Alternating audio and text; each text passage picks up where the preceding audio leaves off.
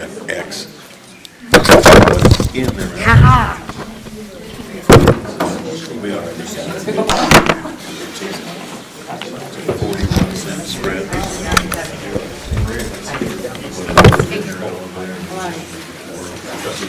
Okay.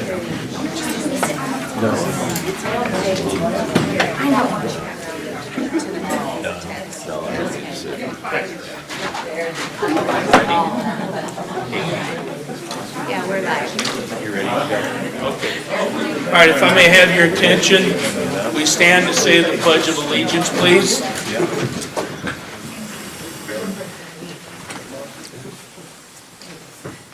I pledge allegiance to the flag of the United States of America and to the republic for which it stands, one nation, under God, indivisible, with liberty and justice for all.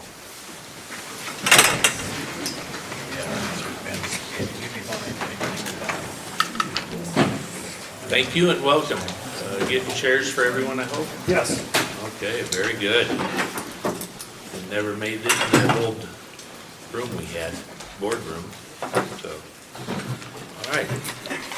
First item, gentlemen, is to approve the agenda.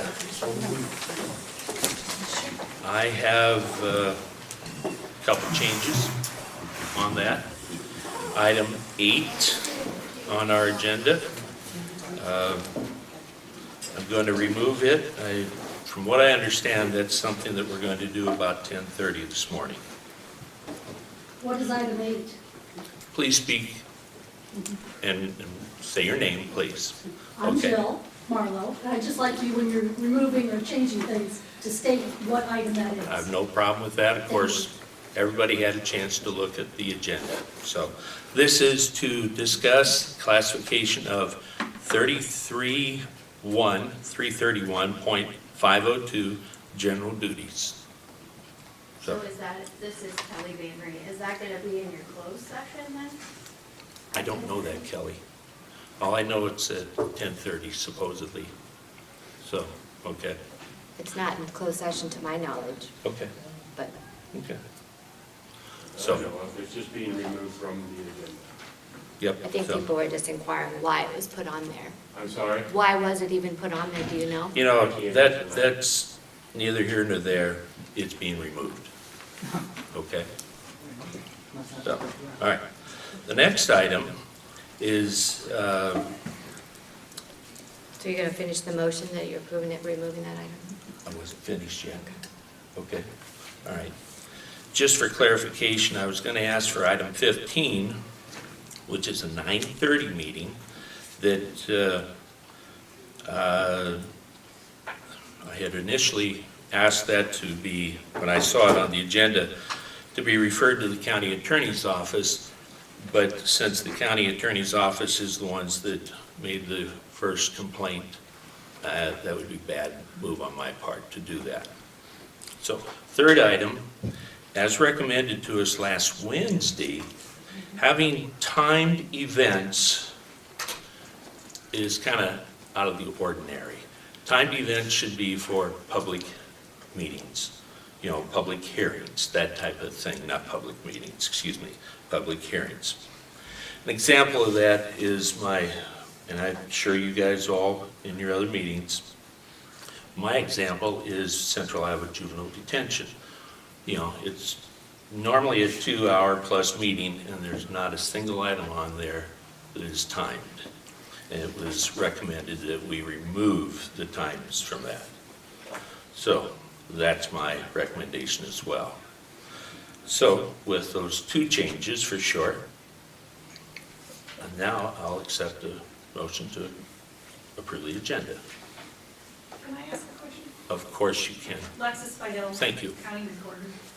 If we do that, like, let's say, for example, I have something that I want to come talk to you guys about.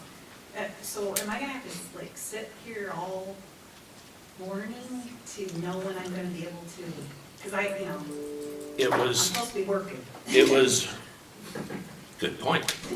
So it was, I think, done in the past for convenience of many department heads. However, if you're on the agenda, you should be here. That way we're not having a lull. We're many times sitting around waiting to get moving to the next timed item. So, okay. If I come at 9 and my item doesn't come until 11. okay. You normally get to see the agenda, and we try to So follow you it. see However long a person before you takes. Yeah, I get it, but Can I add to that? please. So on Monday mornings, out of respect, when I have to post the agenda within 24 hours, when I get emails at 8:57 or such, it makes it kind of a hard thing to get everything, make sure we're communicating, especially department heads. I know the general public might have something that comes up last minute, but I'd appreciate it if department heads would give that to me by Sure. 8:30 on Monday mornings. I don't think that's unreasonable. Okay, So, okay? appreciate it. We're not talking about my public hearing notices. We're not talking that about we're required to do. anything. That is correct. That is correct. Thank you. Yep. This was advised to us in a department head meeting, and all the department heads that were here on Wednesday, and that was a recommendation. And, I looked at other meetings that I'm involved with, and there's nothing on there that is timed unless it is a public hearing. So that's why I did that, why I recommended that, okay? So, Just for a point of clarification, you said legal counsel recommended this, or this was just a group of people who recommended it? this was at a meeting that all the department heads were at. So it wasn't legal counsel? It was not legal counsel, that is correct. Mhm. Okay, so, gentlemen, do you have any objections to that? None. Okay. Do I get a motion to approve the agenda and the recommended changes? So moved. Good. I'll second it. Okay, and I will call for vote. Primer, aye? Seaman, aye. Okay, very good. Now, on our agenda, we have a 9:01. Sorry, we're a little behind there. Yes, I have a few recommendations for hire. The first one is Derek March for Assistant County Attorney. He is going to start June 3rd. He is going to be a graduate, or he's graduating in May from Liberty University School of Law in Virginia. Yeah. And Ray and Tim and Lori and I interviewed him, and good guy, super eager, kind of, just think he would be a good fit. $50,000 is the starting salary for him. He would work under Ray's license until he passes the bar, and then he would, of course, be on his own, and he would have a pay increase after that, of course, once he passed the bar. I think we did something similar with Megan, maybe when she came on board, is that right? Yeah, so. We started her as a paralegal until she got her bar results, and then we, of course, made her an assistant county attorney with the pay increase. So you'll follow that same format? Right. Yep. Yep. Sure. Okay, all right. And the Supreme Court rule allows him to do practice up to 25 hours a week before taking the bar, because they want you to study for the bar and not work all the time. And then after you take the bar, waiting your results, you can work full time. Okay, all right, very good. Can I ask a point of Questions? clarification? I'm sorry? Can I ask a point of clarification? Maggie Mangold. Thank Is you. this in addition to the assistant county attorney that you just hired a few months ago, or instead of? We did not hire that county attorney. She was hired, and then it was subject to some check and balances, so that didn't happen. Okay. Yeah. Okay. Questions, gentlemen? Is this person gonna get a contract? We didn't do a contract, we just put some language into the offer letter that Ray and Tim approved. Okay. I'll make a motion to hire this Derek Marsh. Second. Can Okay. we, Go ahead. you're calling him assistant county attorney, wouldn't it be better or legal to call him a paralegal? That's what he'll start as until he passes the bar, yes. Right, and then we can revisit it I'm sorry? We can revisit it after he passes the bar? Correct, yes. That's what we did with Megan. We called her a paralegal until she passed the bar. Okay. So I think what you're asking is, can we do this? Because it's listed as assistant county attorney.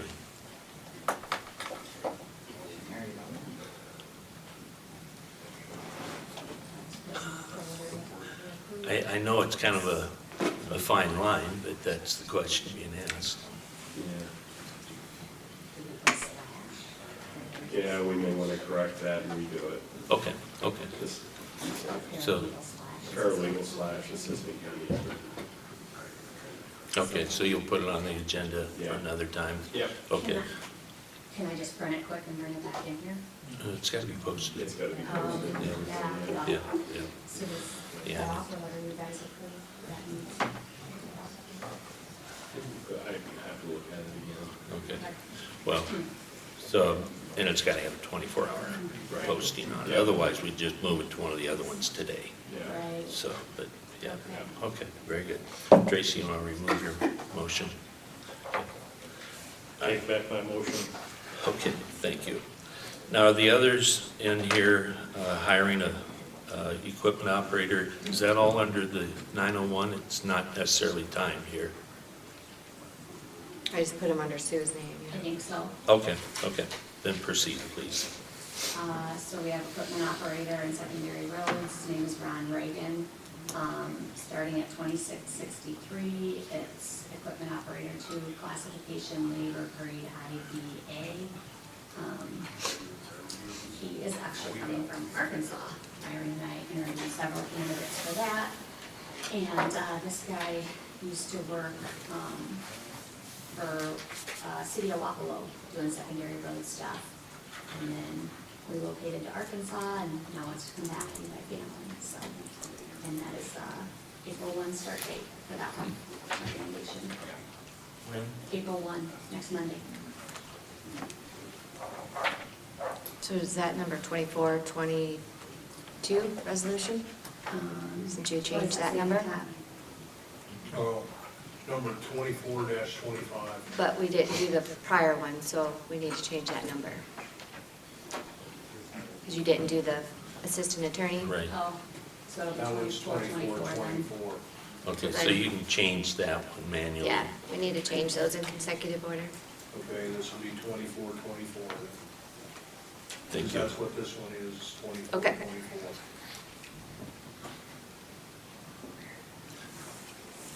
Any discussion? Okay. Is there a motion to approve Ron Reagan? Is that pronounced properly? Yeah. Motion approved. Okay. Second. All right. Been moved and seconded. Call for vote. Primer, aye. Seaman, aye. Rushing aye. Good. And as that's coming around to be signed, you've got one more? Yep, in this time slot, I do. This would be a duty officer position in the sheriff's office. Dennis Eden is being promoted to that position.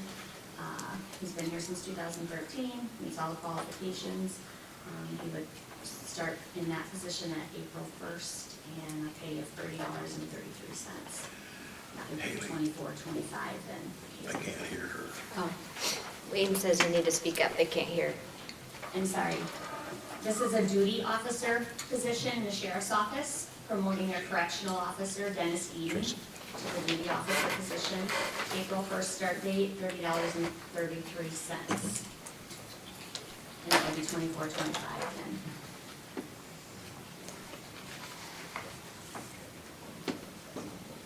Can I get a motion to change that, or to approve that promotion for Dennis Eden? So moved. I'll second it. Okay, that's been moved and seconded. Call for vote. Primer, aye. Seaman, aye. Rushing aye. Very good. Thank you. Thank you. Give me half a second, I'll pass these on.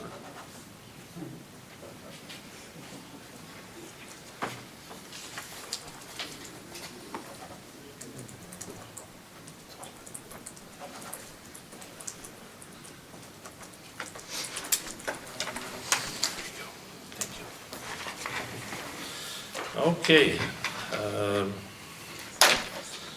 need to go on with our timed events here.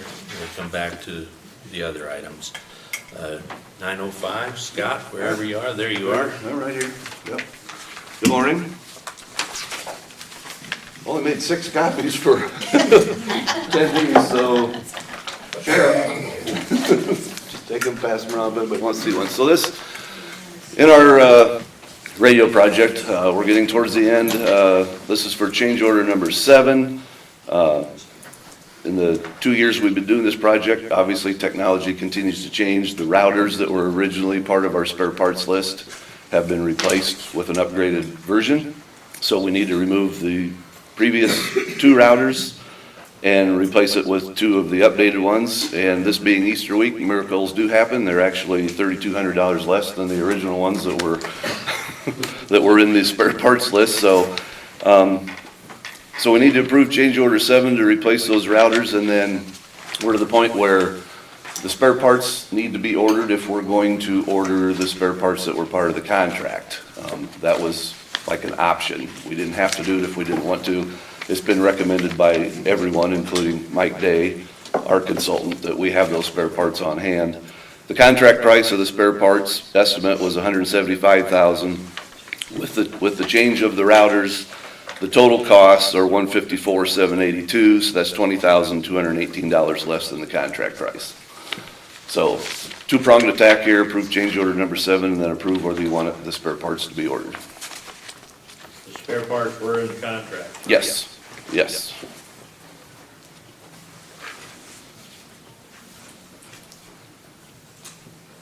Which you did approve the contract, but they kind of left that one as an option for us. We didn't have to do it if we didn't want to, but it's recommended by everybody. We have those spare parts. Figured in on the total dollar. Yes, it was, yeah.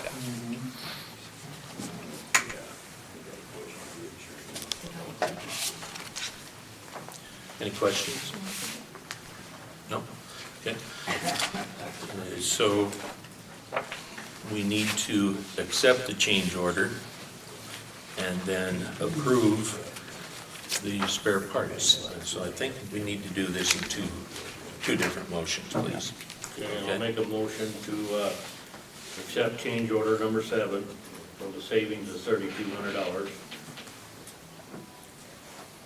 Okay, did I get a second? Second. Okay, it's been moved and seconded. Call for vote. Primer, aye. Seaman, aye. Boucher, aye.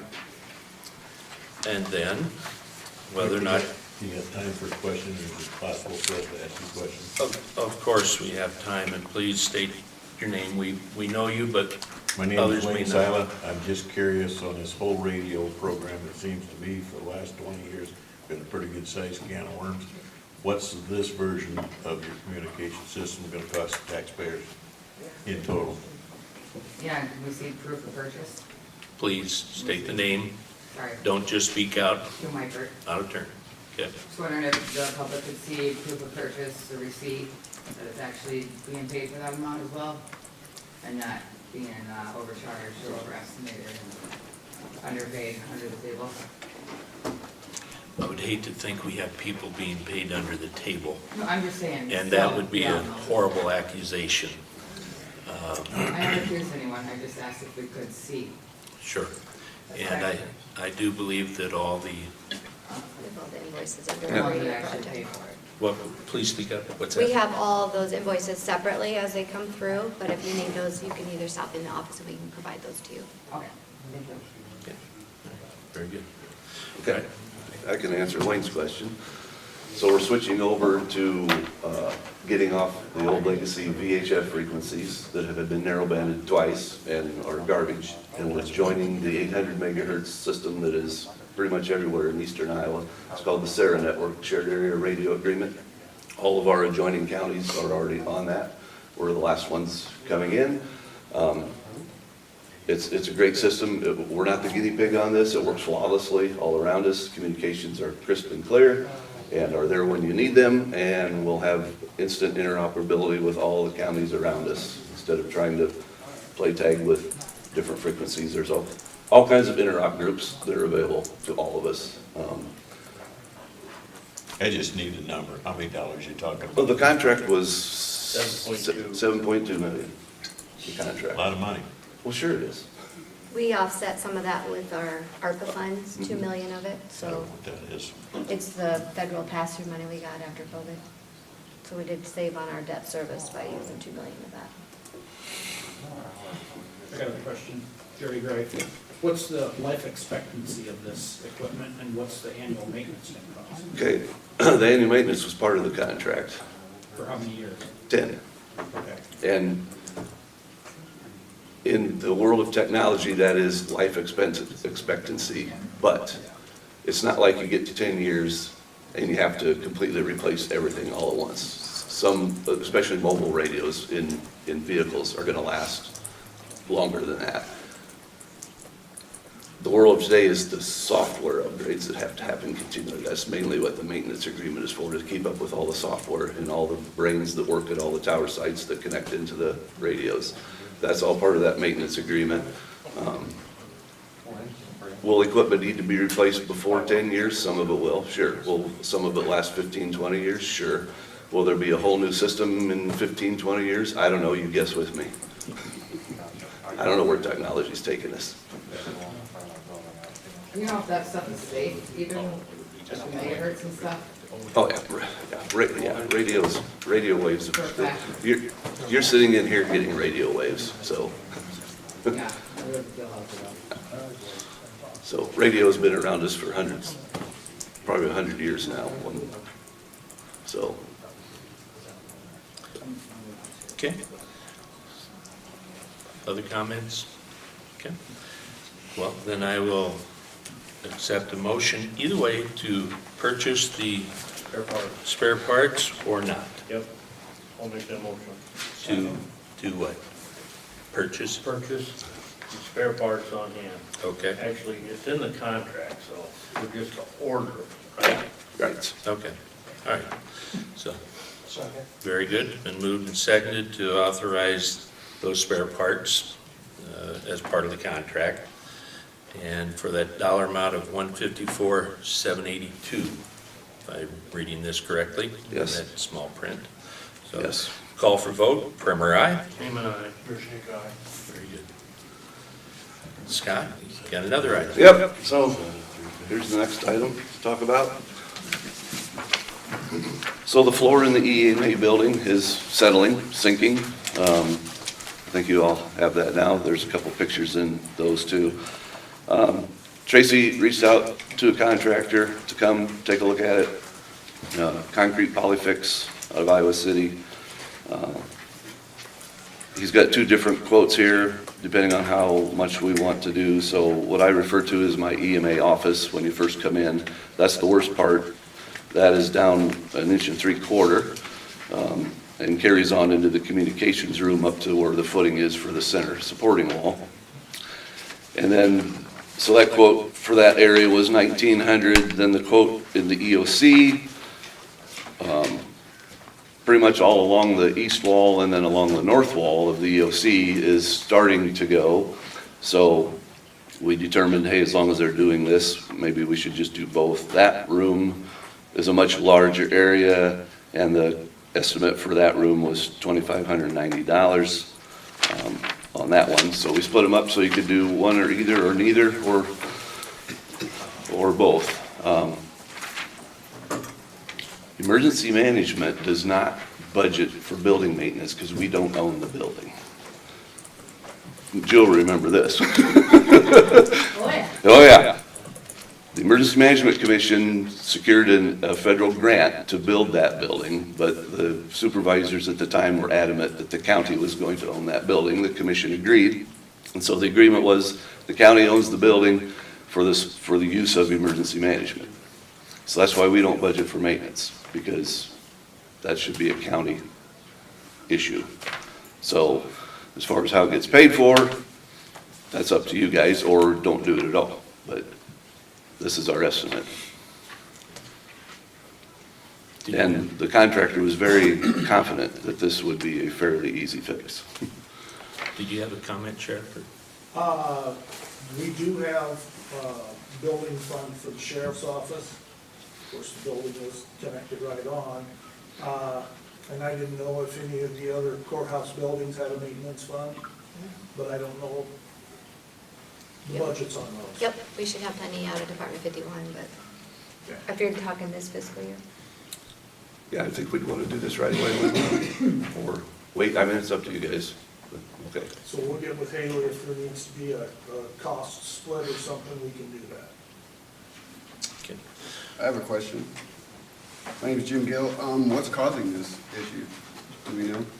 So the entire law enforcement EMA building is built on fill from after the flood to stay in the same place where we are. We had to do that magical 1 foot above the record flood, right? So that's all fill. Okay. And the area that it's settling is right along the footings where they had to dig all the fill back out in order to pour footings, and that it never gets packed in the way it did originally, obviously, after you dig it out. And so, Okay. the other thing is 2016, we had the second highest flood. There was obviously, floodwater doesn't just sit on top of the ground, it's also underneath you. So we had water up underneath the building into that fill, and now it's been drought for 3 years. And it's probably sucking everything right down, because this started happening in about 2017.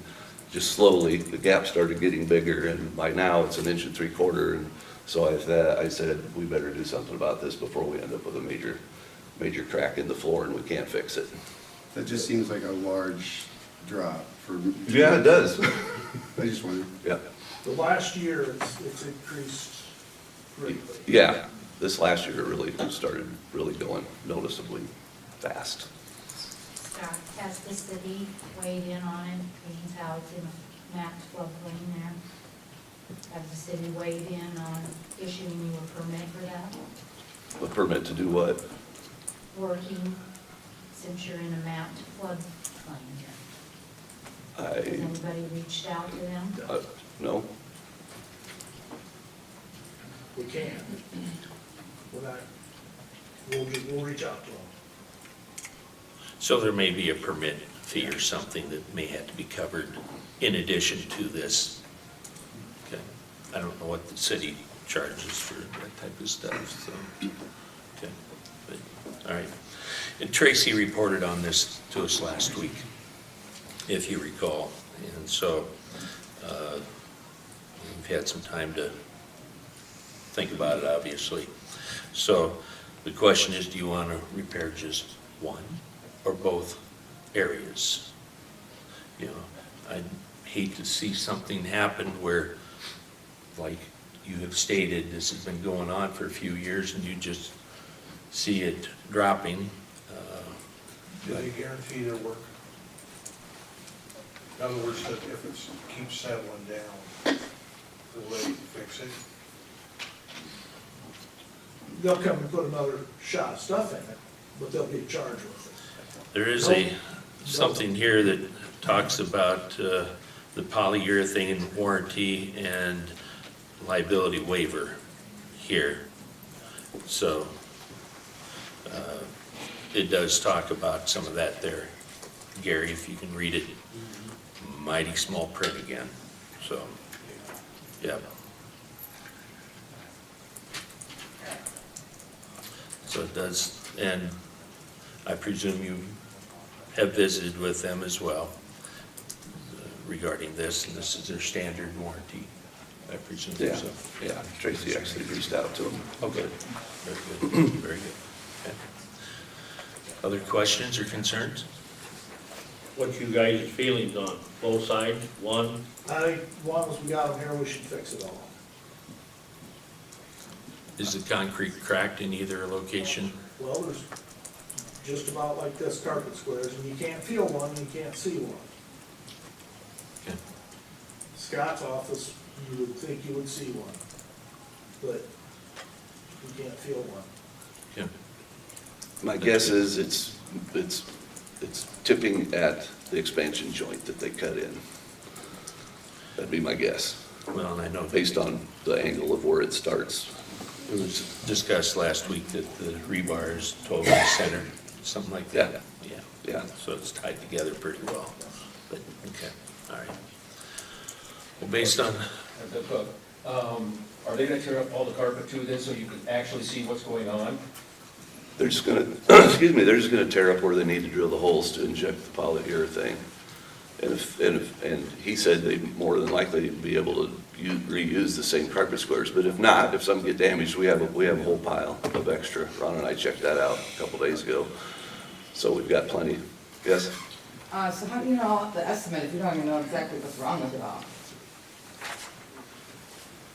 We're relying on the expertise of the contractor who does this on a daily basis to know what he's doing. Well, I don't think he knows if he doesn't know exactly what's wrong, to know the estimate on it, I'm just saying. Well, he knows what's wrong. The floor has settled and he's going to raise it back up. Oh, with well, the- sorry, I was getting the impression you didn't really know.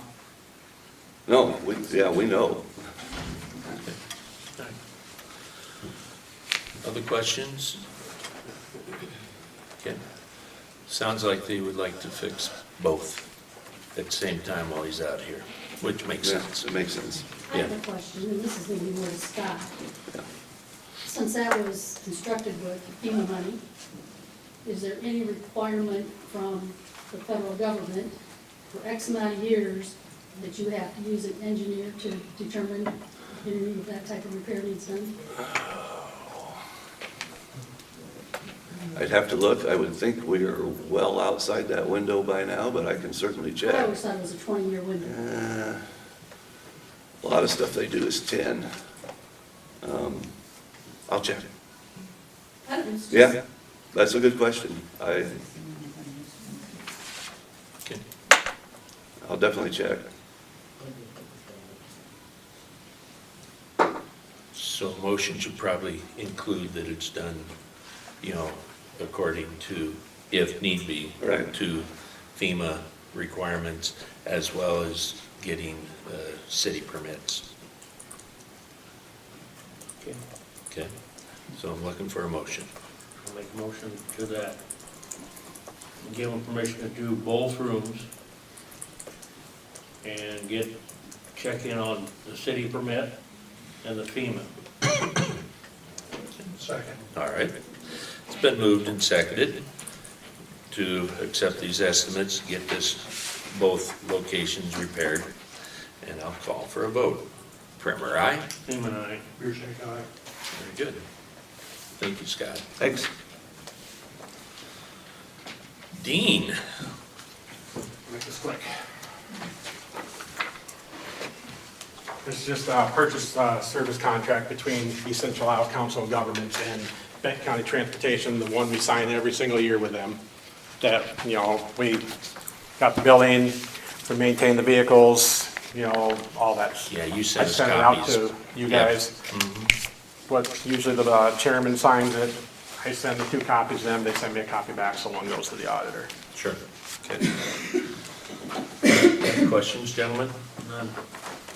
Okay, and you had a chance to look it over, I presume, so. Yes, I did. Yep. I'll make a motion to have the chairman sign the EasyCog Benton County Transportation contract. Second. Okay, that's been moved and seconded. So I will call for vote. Primer, aye? FEMA and I. Hearsay guy. Very good, thank you. At the top, yep. Then I send them both to Brock, and they go to their meeting, and he sends them one back. Okay. After they sign it, of course.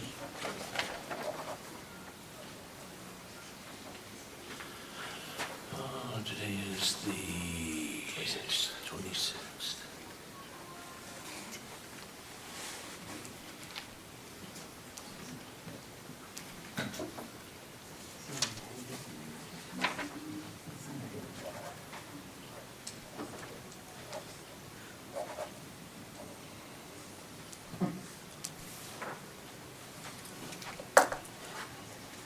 There you go.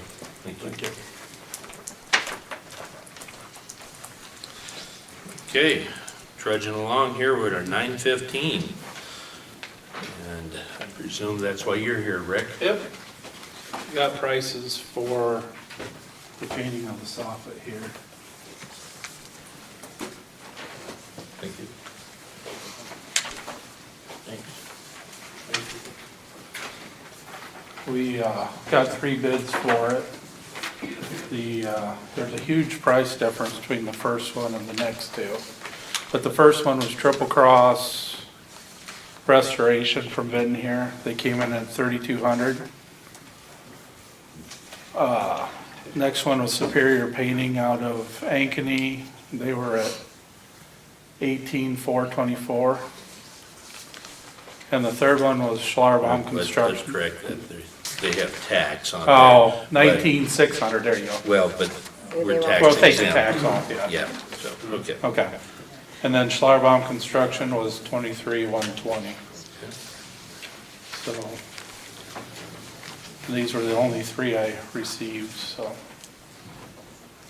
And the first one, I talked to him over and over a couple times now because his price was so much different than the next two, making sure we were comparing everything on what they were gonna do on the soffits. And yeah, he said that's his price. Said he was doing everything everybody else was, so. I stopped out here as he was walking around last evening Okay. and visited with him. Okay. So, you know, he was looking it all over Good. very, very carefully. So, and he was quite confident on his bid. So, like I said, it's just, I know we talked about doing this, so I went and got it done, and you guys have to decide what we want to do, so.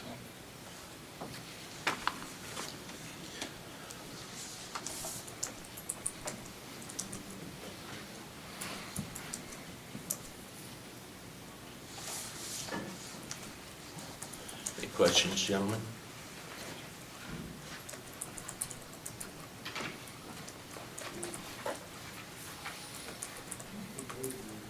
Any questions, Gary? No. Ken? You know, and I had no clue what the other bids were gonna be, and Keith told me last night what his bid was, which I don't care. You Yeah. know, I didn't even know it was out there for bid, to be So, honest. Yeah, like I said, I talked to him because I was so curious to know, I mean, there was such a huge difference There's a between big difference. that one. I just wanted to make sure, because he was the only one who never had me come over and meet with him, so. I just wanted to make sure we were comparing apples to apples there, so. Okay, and you're confident it is? Yeah, everything I've come by, what he's talked, so. All right, so is that your recommendation? I don't see why not. Okay.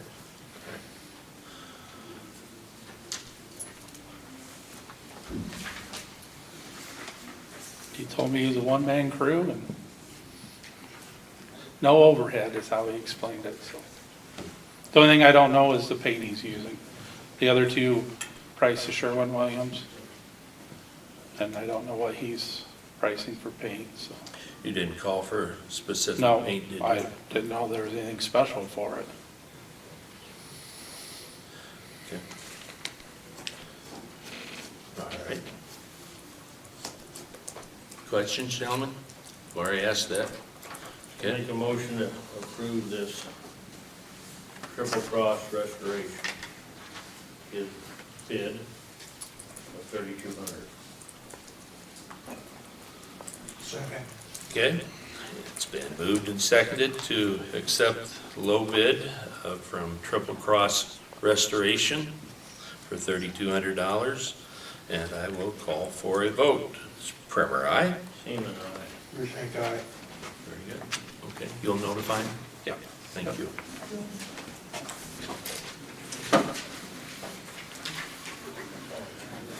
There he is. Morning. Last week, we had a rural resident asking for consideration for vacating a portion of a secondary road.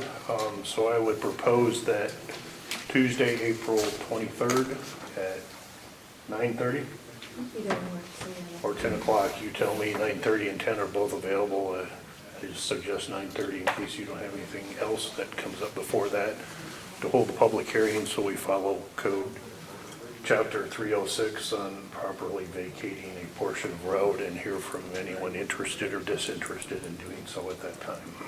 Okay. Any questions, gentlemen? No. This was presented to us last week, so, okay. Well, then can I get a motion to set that public hearing date? Set public hearing date for vacating part of 24th Avenue in Harrison Township.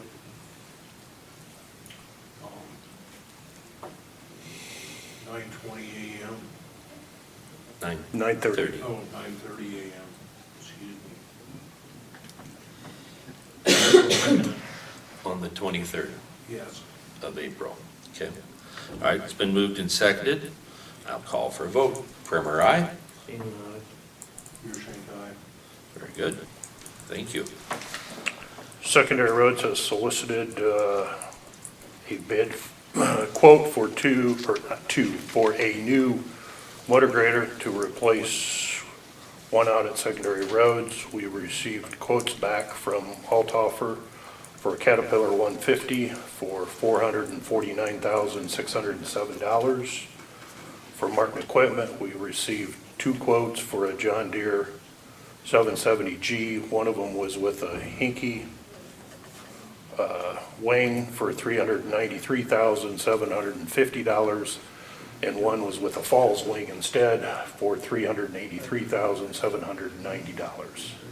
Hinky is the brand that we have on the John Deere equipment for snow equipment right now. That's traditionally who Martin Equipment has worked with to put that on there, but they have a longer lead time for their snow equipment than they do for manufacturing their machines. So that was the holdup last year when we bought them. The machine was done, but we had to wait for the snow equipment.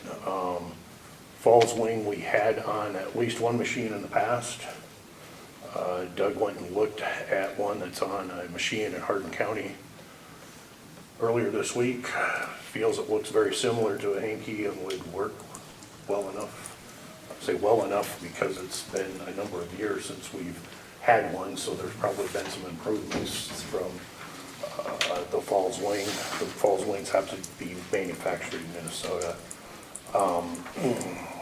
Learned from Altoffers that once the Caterpillar factory warranty runs out, Altoffer would provide a 7-year warranty for that machine at no additional cost. We asked Martin to give us a 7-year warranty. That would be a $14,000 added expense to that machine. If you recall, the two John Deere machines that we most recently purchased, we also went with the Premium Circle on the machine. That would be an additional $13,500 on top of the two prices I gave you with the snow equipment. John Deere would have a machine built and available for Benton County in approximately 90 days. Caterpillar is guesstimating 12 months. Based on price, based on availability, and based on the experience we've had with John Deere here with the 3 new machines that we've got, I would recommend we get the John Deere machine with the Falls wing and the Premium Circle for $397, $290. What was that, 397? $397,290.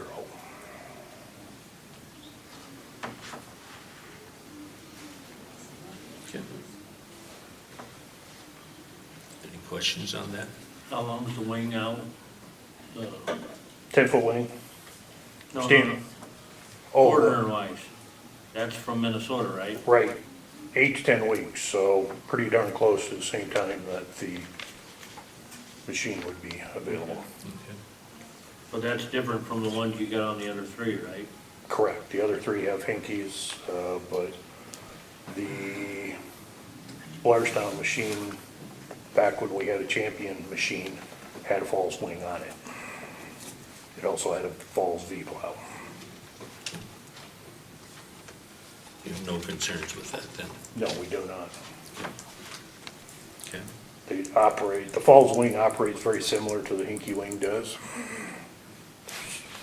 Minor differences with how they each manufacture them, but the way the post goes up and down, and curvature and size of the wing blade are very, very similar.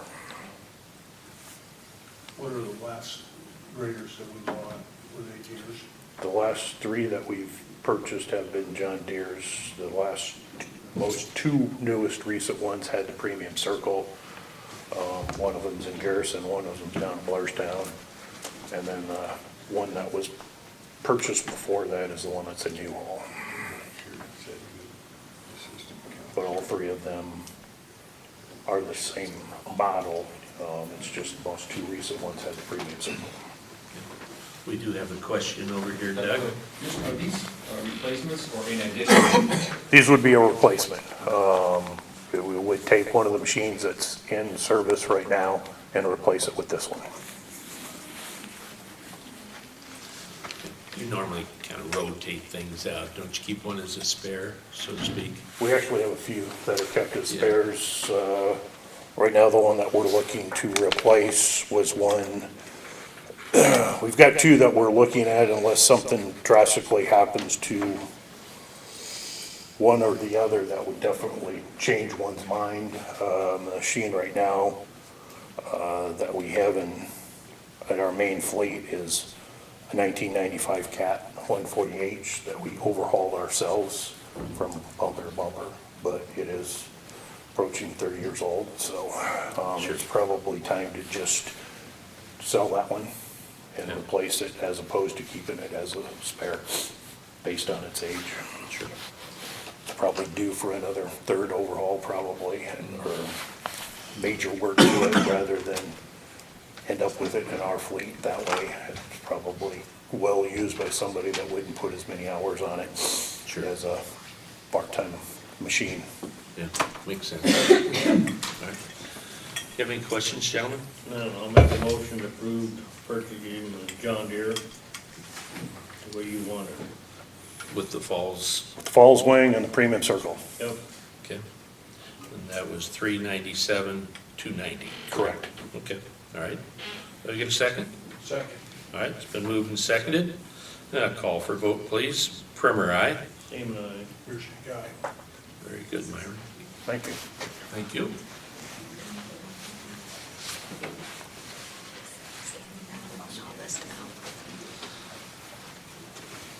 Okay, it is it's past 9:30.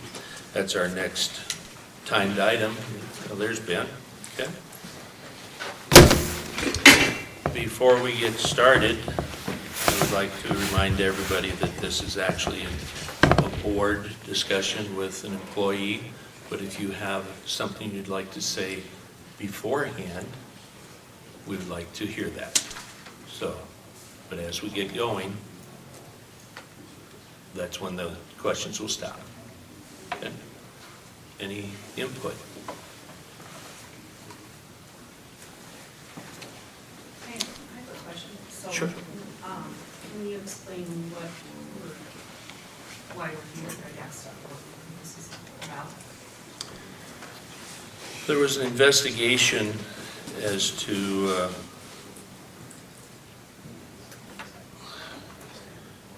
whether or not the employee followed his directive from superior, and that's what the investigation led to. So the initial complaint was filed by the county attorney's office. So that's what we're doing, following through. Who is his direct superior? Please state your name. Molly Rock, who is his direct superior? We, the Board of Supervisors. And so you filed the complaint with the county attorney? Didn't I say the county attorney filed the complaint? So why did the county attorney file the complaint? This had to do with security cameras that was in the boardroom, that there was no way to shut off as we went into closed session. All closed sessions are recorded on a tape recorder, kept for how long, please? At least a year. Okay. And minutes are taken, but then they are sealed Correct. from that closed session. Right. If you're in a closed session, you don't want security cameras going. Is there a legal basis for that? There is, and I think Tim What's the could Iowa probably. code?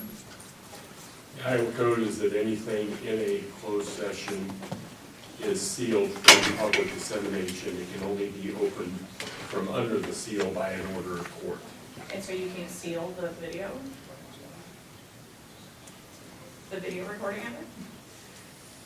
I don't know that that's part of it, but if those videos are available, and there were videos that were made apart, were given to the public,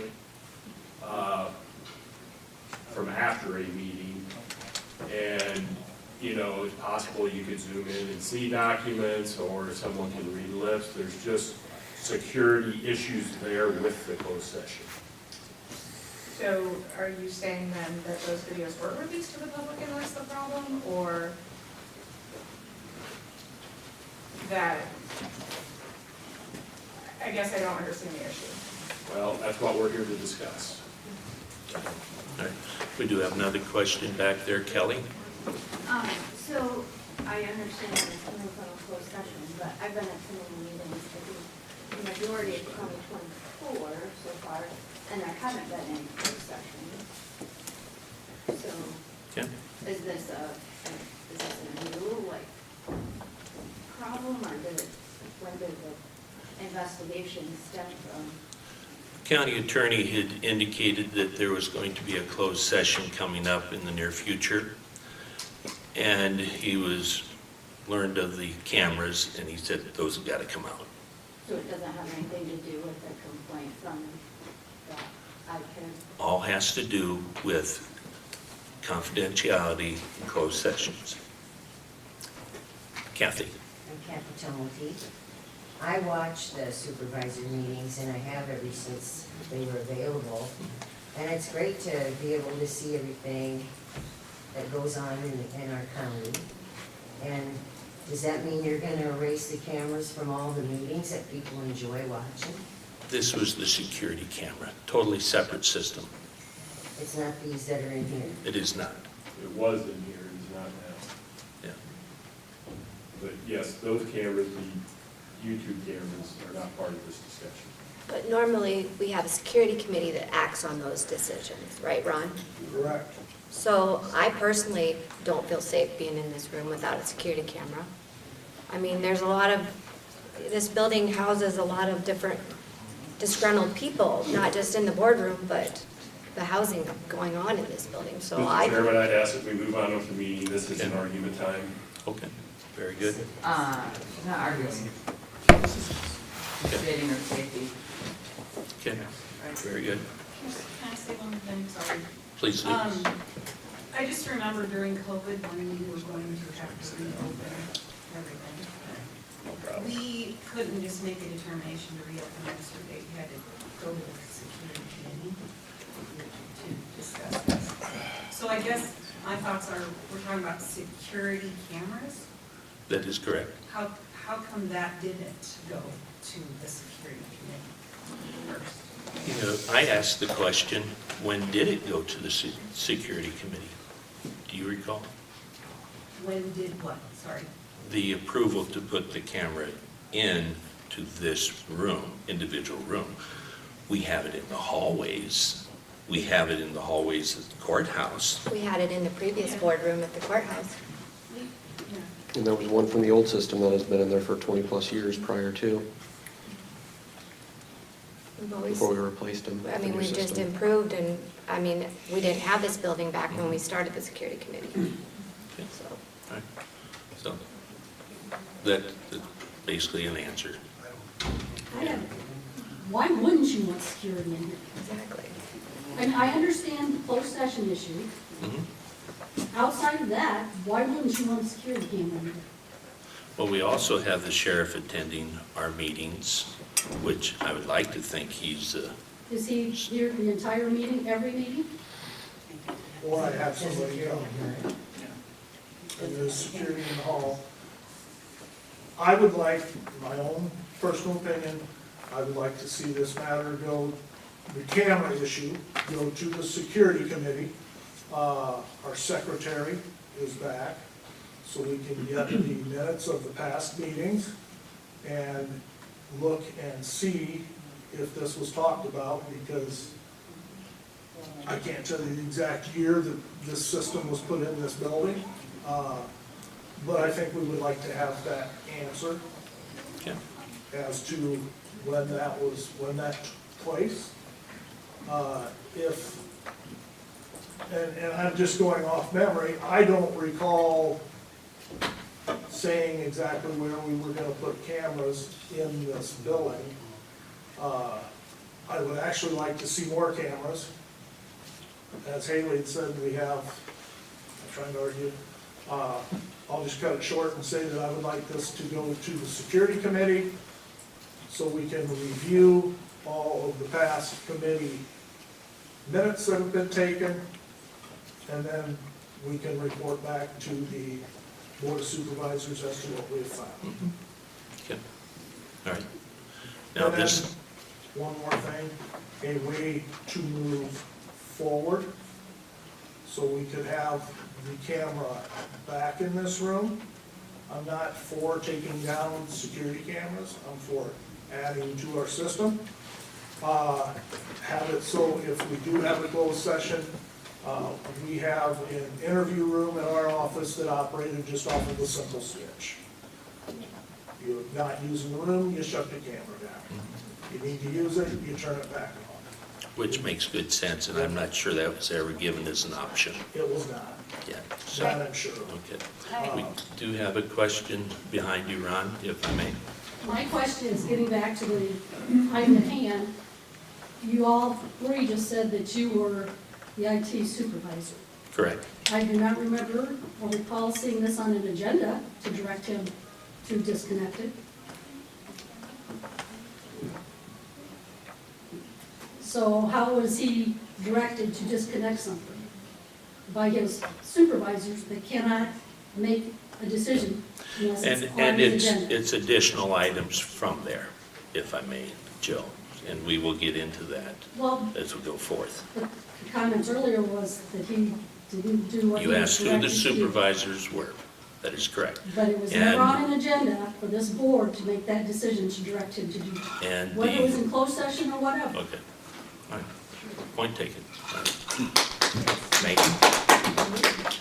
Maggie Mangold, who has access to the closed, to the security footage? And was there ever actually concern about those closed sessions being breached? Or would a solution have been to have the security footage that restricted to people who would need to have that information? Because it seems to me like if the concern was the security footage, having recorded closed sessions, that could easily just be a secured person that has access to that.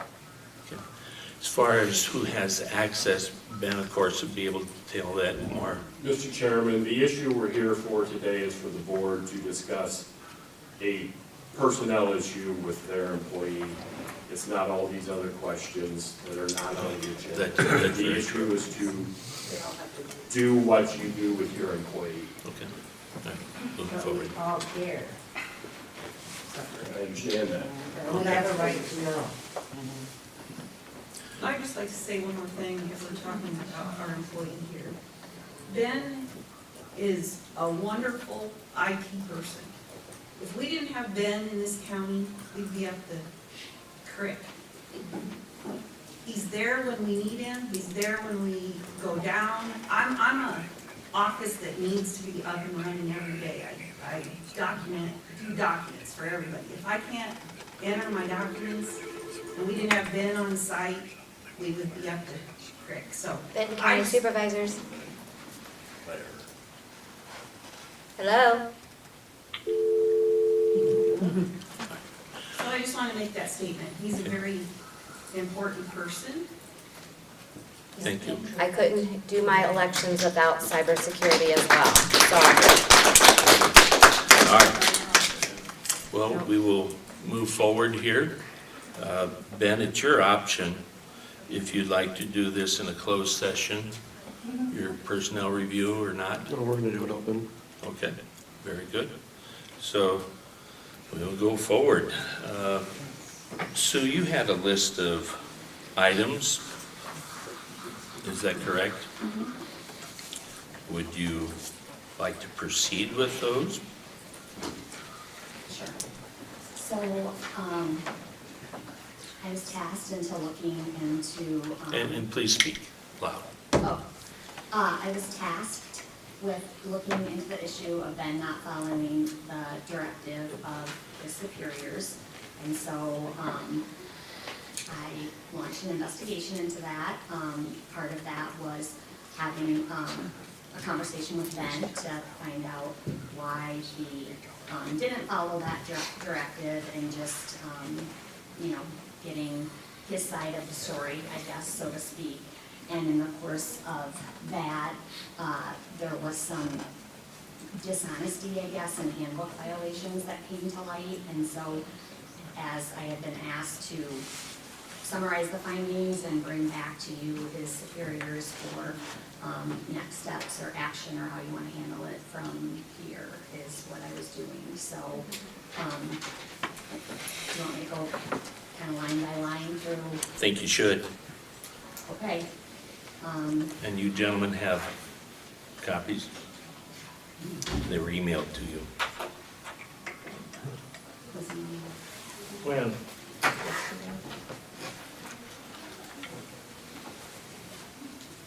You can continue.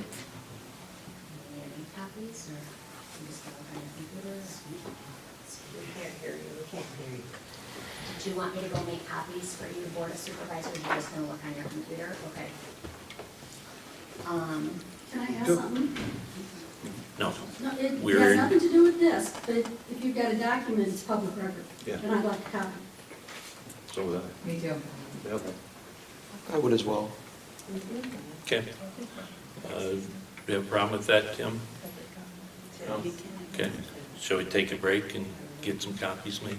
Can you do that? Can we take a break, because I do have a tax hearing that I had to publish separate, so Oh, we need it's to at 10 adjourn from o'clock. this meeting and at least act on our maximum levy notice, and That then we makes can sense. go back in. That'd give her time to make some copies? Yes, please. Okay, okay. All right. So we'd probably need to do that formally to... Like recess your first meeting, and then we gotta Correct. call my other meeting too. Correct, okay. So can we get a motion to recess this? Motion to recess. Okay. Very good. Moved and seconded to recess our regular agenda and go on to a 10 o'clock agenda. All those in favor? Primer, aye? Team and I. Thank you.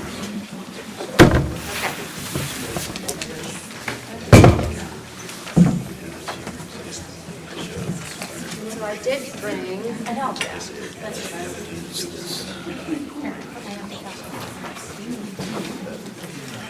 so I did bring extra copies. I know I talked to Jeremy yesterday. Okay, can we please hold it down? If you have to talk and you want to go outside in the hallway, please do. So otherwise, we're in another public hearing. This is open to the public as well, but this But is, we don't need to chat. no. So this bylaw, the House File 718 was passed this year, so we had to provide notice to all the taxpayers, as you probably all seen the mailer that just recently went out. We were held to a growth of within 3%, so the county could not increase our tax base more than 3% for tax dollars coming in. So that notice had to go out, we had to notify you of cities, schools, and counties when their public hearings were held.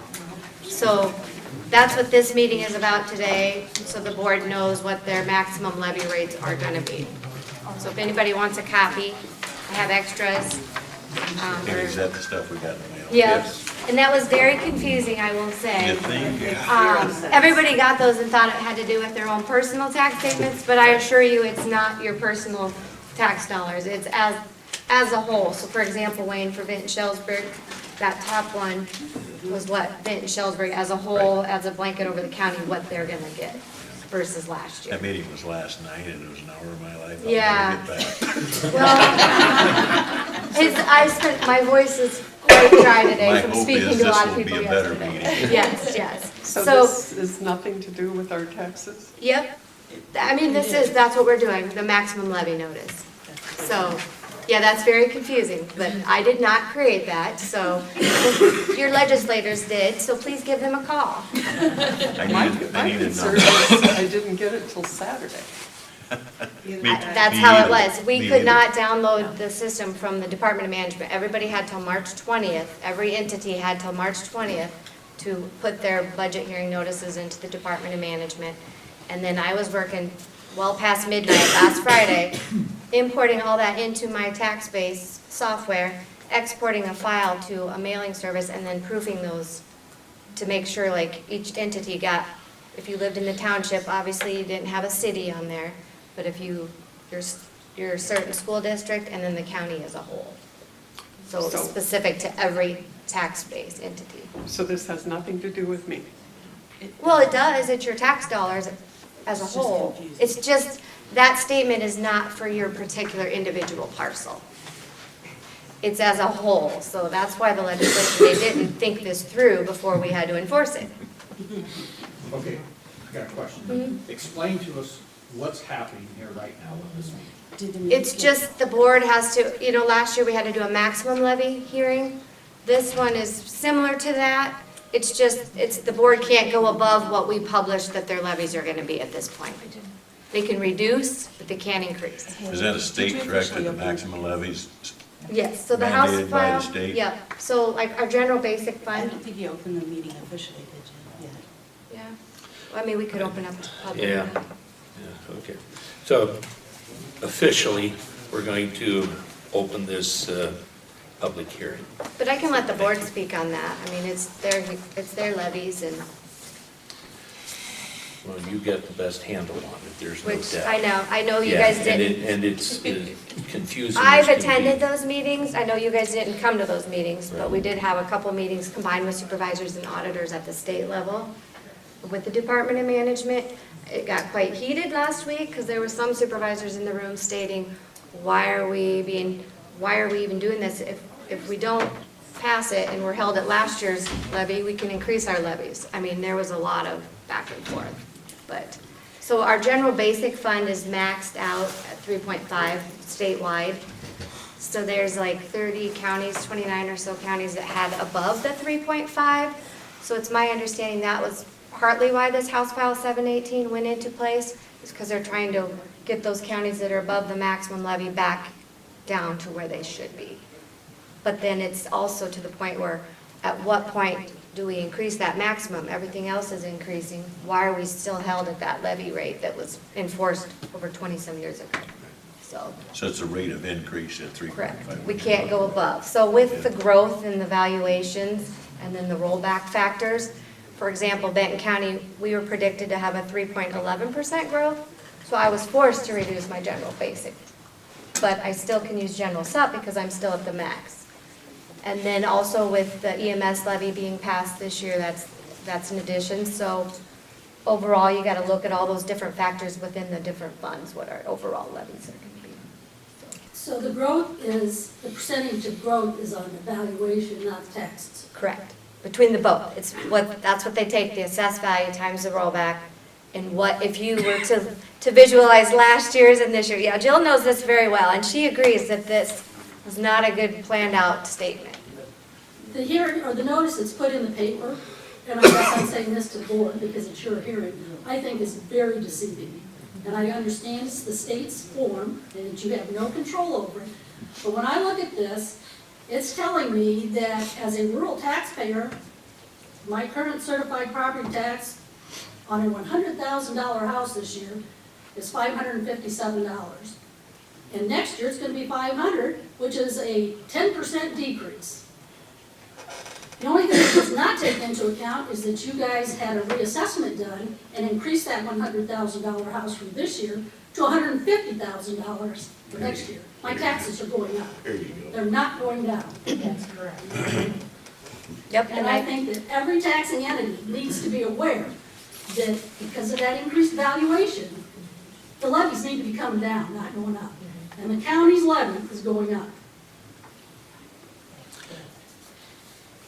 Very true, Joe. And as Larry Andreessen has told us, this You is gotta a, answer this since it's a public hearing. Benton County Supervisors, Yeah, is that in the Benton County Auditor? Is there another number for that? yes, it's 319-472-2365. 2365? Yes, there'll be somebody there to answer for you.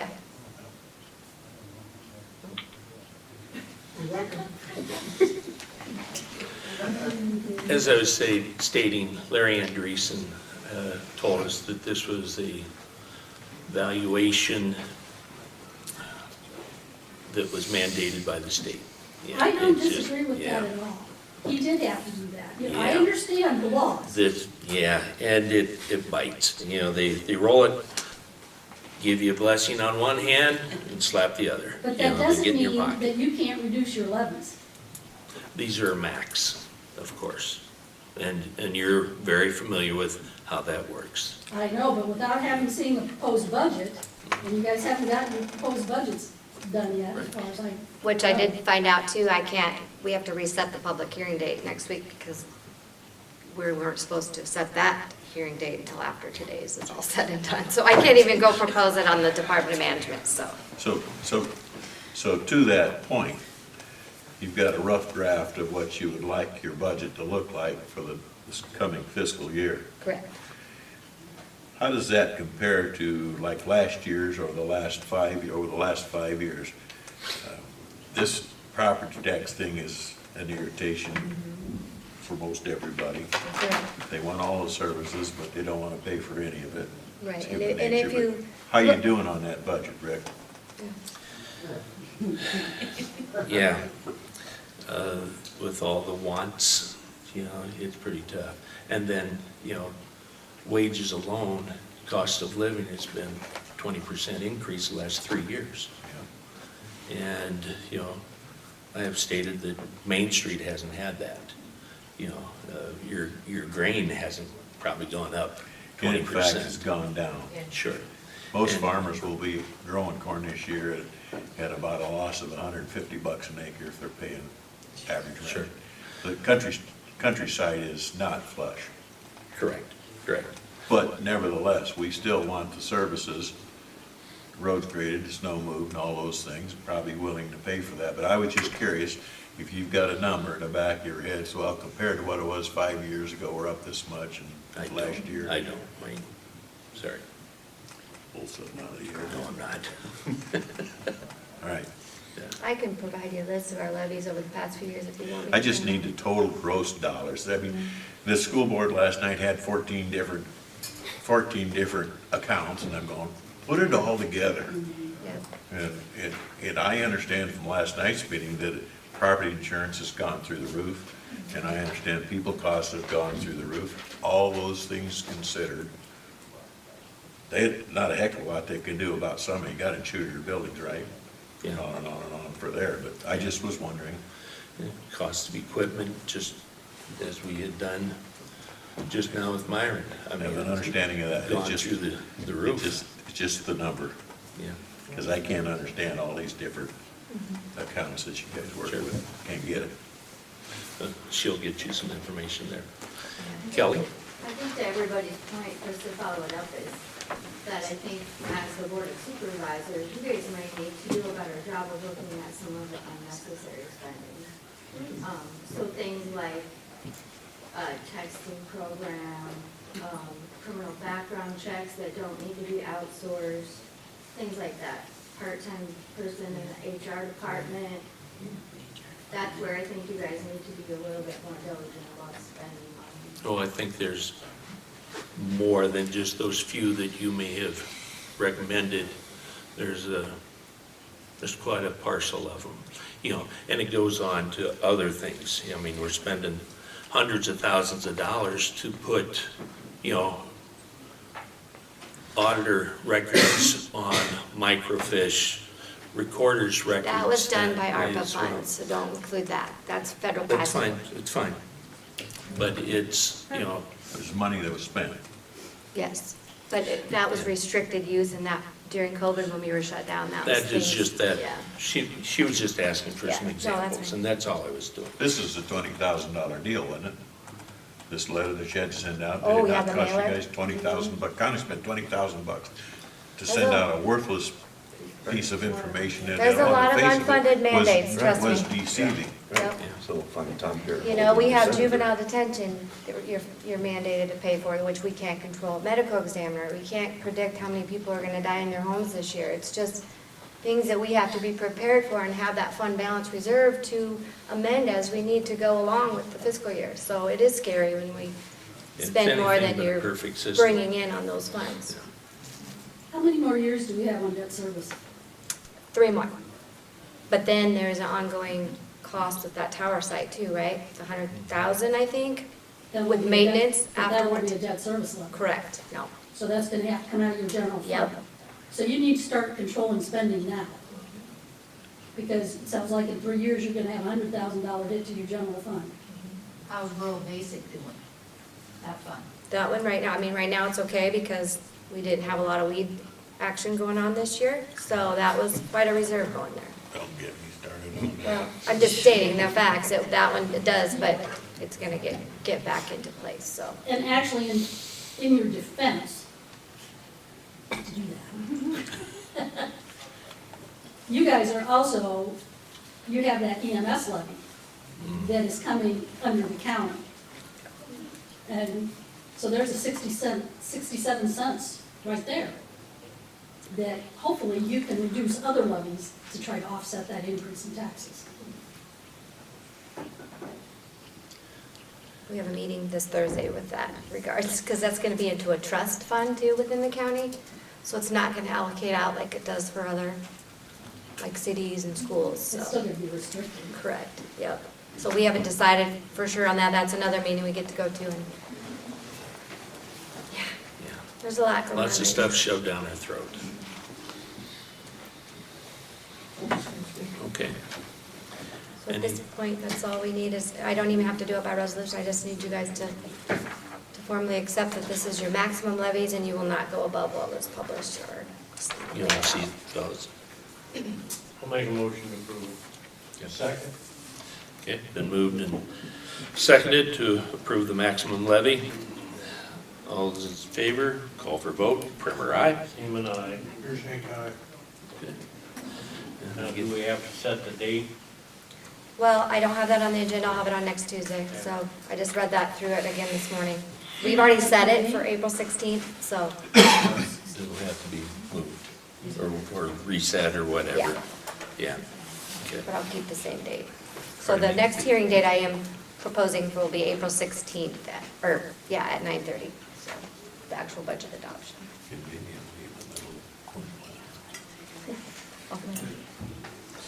Okay, well, if there's nothing else, I'll close the public hearing. Okay, we get a motion to do that. Motion to close the public hearing. Very good, moved and seconded, call for vote. Primer, aye. Seaman, aye. Very good, thank you. Okay.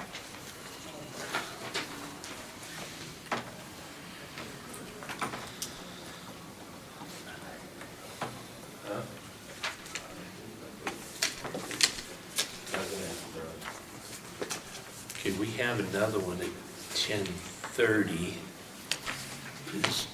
He's here. Brent is here? Yeah. Okay, which it's not quite 10:30 yet, but I don't know if we should go into much of the other one. We can go through a couple items here on the agenda. Yeah, you haven't done, Well, we've got 2, 4, 12, and 14, I believe, as well as 16 on there, on the agenda. Are you going back to the other agenda? We will, but we have a 10:30 meeting scheduled as well that we're going to have to do. So we'll come back to item 15 with Ben afterwards. Okay. All right. So gentlemen, let's do a couple of these other ones. Might as well start towards the top here. Minutes. Did you get a chance to review the minutes? Didn't see nothing wrong, so I make a motion to approve the minutes. Okay, and I'm going to point a couple things out. So please look at your minutes. Towards the top, the second motion. Oh, wait, Oh, I I'm don't sorry. think you actually went back into this meeting. Oh, okay. We just need to formally start this 9 AM meeting, then we'll get out of it in a few minutes. But okay, ready? Yep. All right. Call their 9 AM meeting back to order, okay? On the minutes, Gary made a motion, Tracy seconded, to approve or deny the fiscal year 2025 Family Farm and Ag Land Credit applications. Which is it? Approve them or deny them? Approved. Well, it's usually if we have a recommendation to deny any, but, so we put it as that, but there was none that we had to deny. So it should be as approved, correct? Yep. Okay, so that'd be one change. The other thing is down about 3/4 of the way, I believe Kelly Van Ree had a comment, and she had concerns in regards to the witness in a prior meeting, how Wilbur had addressed the auditor in regards to documents handling in board meeting and questioned her professionalism. Now, that's half of the story. The other half, there was a response, and Sue Wilbur did the response. And I think if we're going to make this part of a forever minutes, we should have that in there as well, or strike the other. Well, what was the response, I guess? I don't remember. Well, basically, you'd have to go back and look at the, I don't know the exact words, so we'd have to go back and look at the film for that. Okay? Well, So it should be one way or the other. This is kind of lopsided. So I'd recommend just pulling it out. Keep it simple. Fine with me. Tracy? Kelly? I think my comment was more not about the confidential original records or whatever. It was more about Sue's professionalism and how she handled it. And she had reply, and that reply is not part of the minutes. Was that she was sorry and she didn't mean for it to come off that way? Whatever her reply was. So, you know, these minutes are kept for eons. do you want me to add that comment then? I think you should go back and either add it or delete this, one or the other. So that's. I'll add it, I have no problem adding Yeah. it, she yeah, apologized. Okay. So this will circle back then, okay? We'll table that portion. Okay. Kathy, did you have a question? And she didn't apologize to Haley. Oh, She said that She did, more or less blamed Haley that she wanted to ask her questions, and Haley had answered her many times about the privacy of her papers, okay. and she didn't get it. Yeah. This was a question directed to Sue, and Sue responded to Kelly. And so it'll be part of the minutes, and that'll come up here after bed. Well, I need to know them now before I Yeah. approve it. Okay, so. well, you need to, we're gonna move on.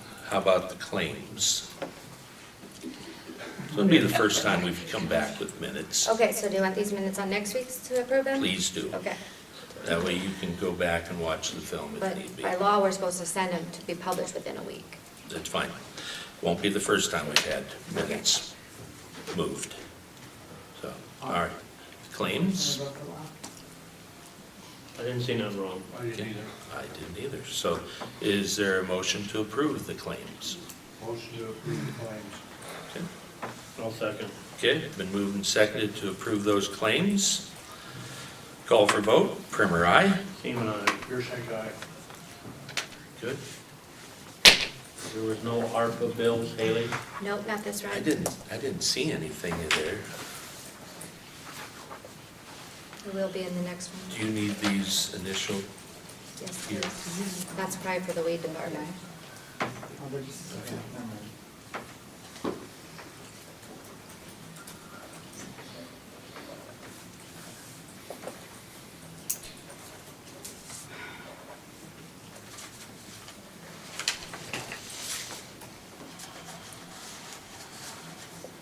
do number 14, that will Yep. do all the action items for this one? Yep. Here's this for you guys to.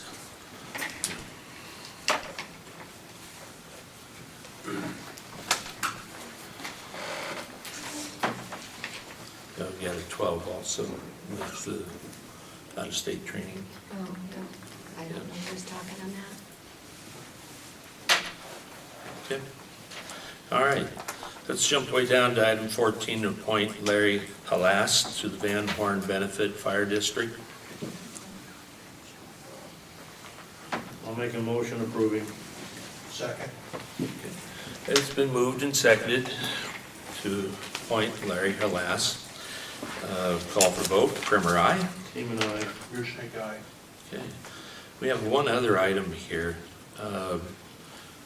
This is the out-of-state training for Joyce Bain and Lori Sila. Do you know anything about this, Tim? I do. So last year, we switched our case management software to Prosecutor by Carpel, I'm sorry, and we call it PDK. But they have an annual conference. They have recently made several upgrades to that software, and it had always been before, we could only use the templates that they had in the system. This new update allows you to craft your own templates, among other things. And this is a training on that update and how to use it effectively. It's in St. Louis, which is where PBK is located and headquartered. And Joyce and Lori use that on a daily basis, that software. So we want to send them to the training to learn how to use these new functions. Do you know when it is? April 2nd through the 4th. Next week. Okay. All right. Any issues with that, fellas? None. Can I get a motion to approve their out-of-state training? So moved. I was gonna say, don't all of you jump at once, so. I'll second it. Okay, been moved and seconded to approve that out-of-state training. Call for vote. Primer, aye. Seaman, aye. Rear-Snake guy. Very good. Okay. Well, it is so close for 10:30, I think we will want to go into that one. So we can't go into mine then? I don't think 2 minutes is enough, Ben. So, okay, I have a meeting with several vendors here at noon that I already rescheduled once Okay. with them. I don't know how long this one's going to take. Have you any clue? Okay, I know that it's got an Well, you know 11:20 everything else. on there. So, Let's see, well, Ben, did you get your copies? okay.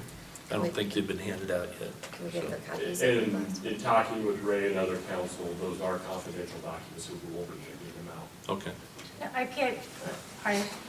IKB has ruled on this as far as if something's presented in open session, that it has to be handed out if someone requests it. Not if it's a personnel file matter in this instance. He waived his right to confidentiality with the open session. Not to his personnel file, that's property of the county. So if you give Ben a copy, then Ben can distribute copies to us. Yeah. A copy was offered to Ben during the break. He can distribute them to whoever he likes. Okay, all right, very good. So, well, I think we're going to, I don't know, because we have part of this at 11:20. You guys want to try to, and he's got a meeting at noon. I have What do you something wanna at do? noon as well. What you do? I have something Okay. scheduled at noon as well. Okay. What do you want to do?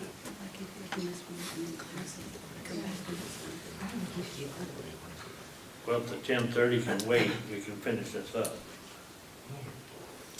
Are we paying him money though to be here? Yeah. We are. So then we probably should, no offense, Ben, but, I mean, we're paying that attorney enough money, I think. Yeah. Yeah, Yeah. okay. You know, Why don't you want to do Well, it if right we now? can move in, if we can get this in at 11:30, 11, how long is the closed session gonna be? I don't know, that we have a 11:20. I don't know how, I have no clue. I don't know. Yeah. It's not my closed session, so I don't See, know. so, okay. Right. No idea. So, Ben, you would be available if we call you, as long as it's not too close to your noon time, right? Yeah. Okay, very good. We'll do that. All right? So, and those minutes, you'd have those available for us Thursday night when we meet? But I already posted that agenda, so I didn't put it on the But agenda. it's not a big deal, is it? You don't actually post that agenda. Oh, the Yes, I Thursday did. night, Thursday night. I post everything. But you can change that 24, you got 20, up to 24 hours, right? Yeah. But that's with the advisory council, so I really don't want to act on just board stuff at that meeting. But Okay. I'm just trying to give a recommendation, so, if okay. you want to meet Friday morning or something Okay. separate, we could. Kathy? Why can't we go ahead with it while we're all here? We'd all like to know. Yeah, If we have the time. And if we're paying somebody that's gonna cost the county, why can't we all hear it? And you're for the public. Yep. Gentlemen, what do you want to do? All about equality. You want to check with Brent? We don't know his schedule. I don't. I can check with him. Thank you. Reschedule that one. He came in from Des Moines. I'd hate to reschedule because he charges us to get here. Is he on retainer or do you pay per, because I've heard both? I believe we pay per hour. Okay. Yeah. We sure get a lot of bills, so.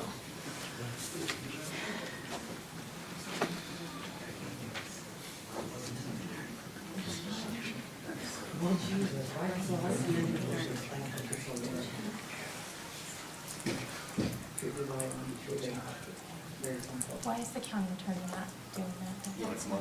Why are we paying an outside attorney?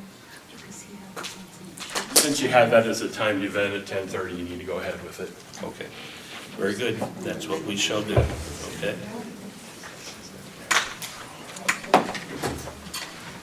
And this is going to be a closed session, so for the 10:30 meeting. No, we never adjourned the last meeting. Are you guys adjourning? Motion on recess. That is a separate agenda. Sorry, it's confusing today because we have so many agendas. But we didn't adjourn to go into the other one. Well, we recessed because that was the first agenda. Let's get Then through in these. recess, Yeah. and we come back, we're actually in it right now. Okay, So now we're gonna get out of it. It's gonna be totally different. okay. Then are we gonna go back into Can we the go other? back in, we can go back in then Correct. afterwards.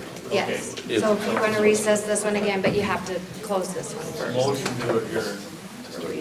Recess, Depending on what time we have for Ben to come back in. yeah. Well, recess it then, and then if we have to, we'll adjourn it. Okay. We recess it? Yep. Second. Been moved second to Just a recess. second, though. Who's the attorney that's coming in that's part Brent of the agenda? Hinders, right here. Brett Henders. Is he with our insurance? Yes. And Yes. Yep, so, okay, I'll call for vote. Primer, aye. Him and I, there's Hank, aye. Okay, thank you. I didn't hear you say motion carried at a certain time. What's that? I didn't hear you say motion carried at. Meeting here. We're at our 10:30 meeting yet. We still have an agenda item on there.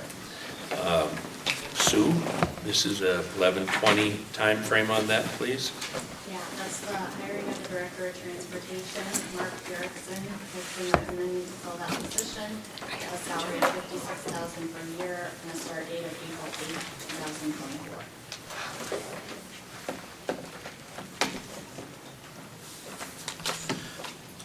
Do you have a contract, or how are you doing this? Just had an offer letter I signed. Okay, all right. Is there anything special with that, or not? Yes, he did, have some previous vacation, so he asked for some vacation days in advance that was going to plan. I believe it's 5.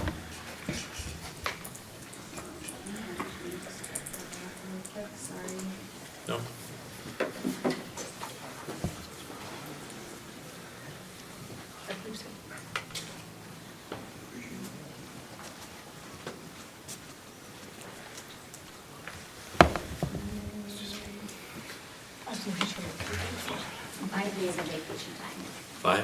I thought there was a conversation that it might be 10. That was agreed upon to do 5, and then the 2 personal days that is in the handbook. Oh, I see. Okay. All right. And it's not unusual. We've hired people, with vacation in the past.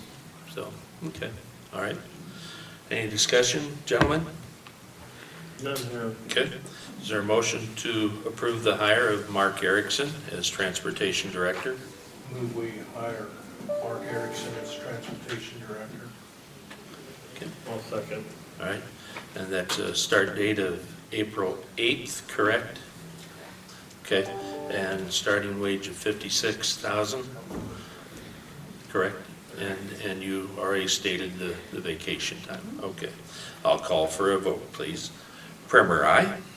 Seaman, aye. Gershek, aye. Very good. Thank you. Okay.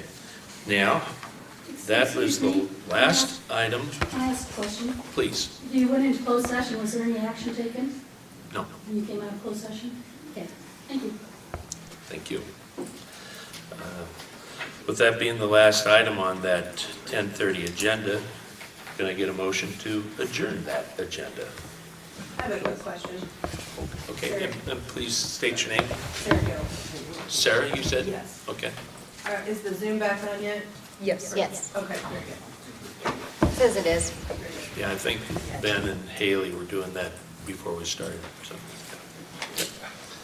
Okay. Was there a motion to adjourn? Motion adjourned. Second. All right, been moved and seconded to adjourn. Call for vote. Primer, aye? Seaman, aye. Gershek, aye. Very good. Now, back to the 9 o'clock. We were under recess, I think, for that. And we had Ben, but I know that there's some scheduling conflicts. You got... I pushed it back. Oh, you did? Mhm. Okay. How about you, Haley? I have a 12:10 appointment. We Oh. can push it back if need be. Yep, she contacted it. Okay, very good. So it sounds like we can proceed, is that correct? Sound good? All right, very good, because this may take just a scotch of time. Excuse me, I got one more to sign, I'll give this to Haley.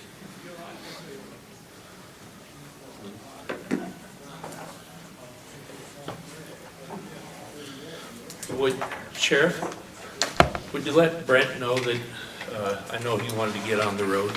Here's his water, too. Yeah. Thank you. Okay, well, need a motion to go back into session. Second. Okay, moved and seconded to go back into session for our 9 o'clock meeting. Call for vote, please. Primer, aye? Seaman, aye. Gershek, aye. Very good, thank you. Sue, could you please pick up where we left off? Sure. So, we, again, was tasked to do an investigation into the not following the directive, and so met with Ben and asked some questions, and just kind of looked into the matter, and then got a summary of what transpired from that meeting and additional pieces of information that were gathered to turn over to you guys as requested to determine next steps or any potential action. So you just want me to go down these, is that correct? Yes, please. So I think in February, maybe around February 14th, I never had an exact date, Ben was requested to take the camera down because of confidentiality issues potentially for closed session meetings. And You might as well just read it as you have it here, and that's the copy the fellows would have. Because it says here that Ben went to Ray's office on February 14th. okay, so He went to Ray's office on February 14th and evidently was upset about having to do this. He left the office and was overheard saying, and it was actually the actual word, but I'm not gonna say the word, F him, F this place. And so, as I reviewed this, I was just pointing out, you know, conflicts in this with the handbook, as instructed as you look to review this. So, that's section 612, guidelines for employee conduct and discipline.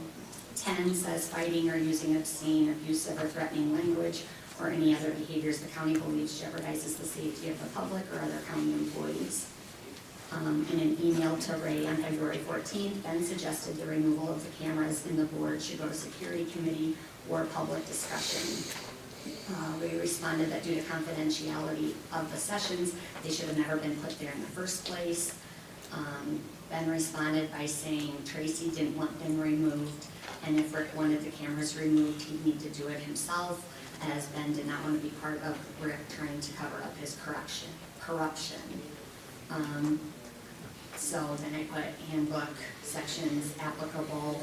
612, 14 is engaging in insubordination or failing to cooperate with assigned employees, coworkers, supervisors, or managers. 15, failing to follow county job instruction or perform work requested by a supervisor or manager. And then I put potentially section 2.1, harassment, referring to Board of Supervisor as corrupt.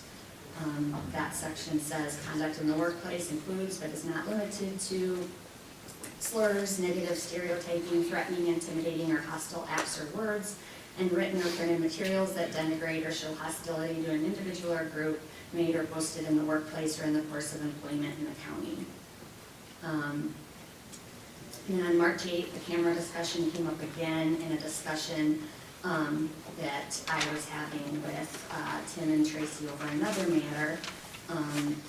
Tracy indicated he recalls pulling Ben aside and telling him the cameras needed to come down.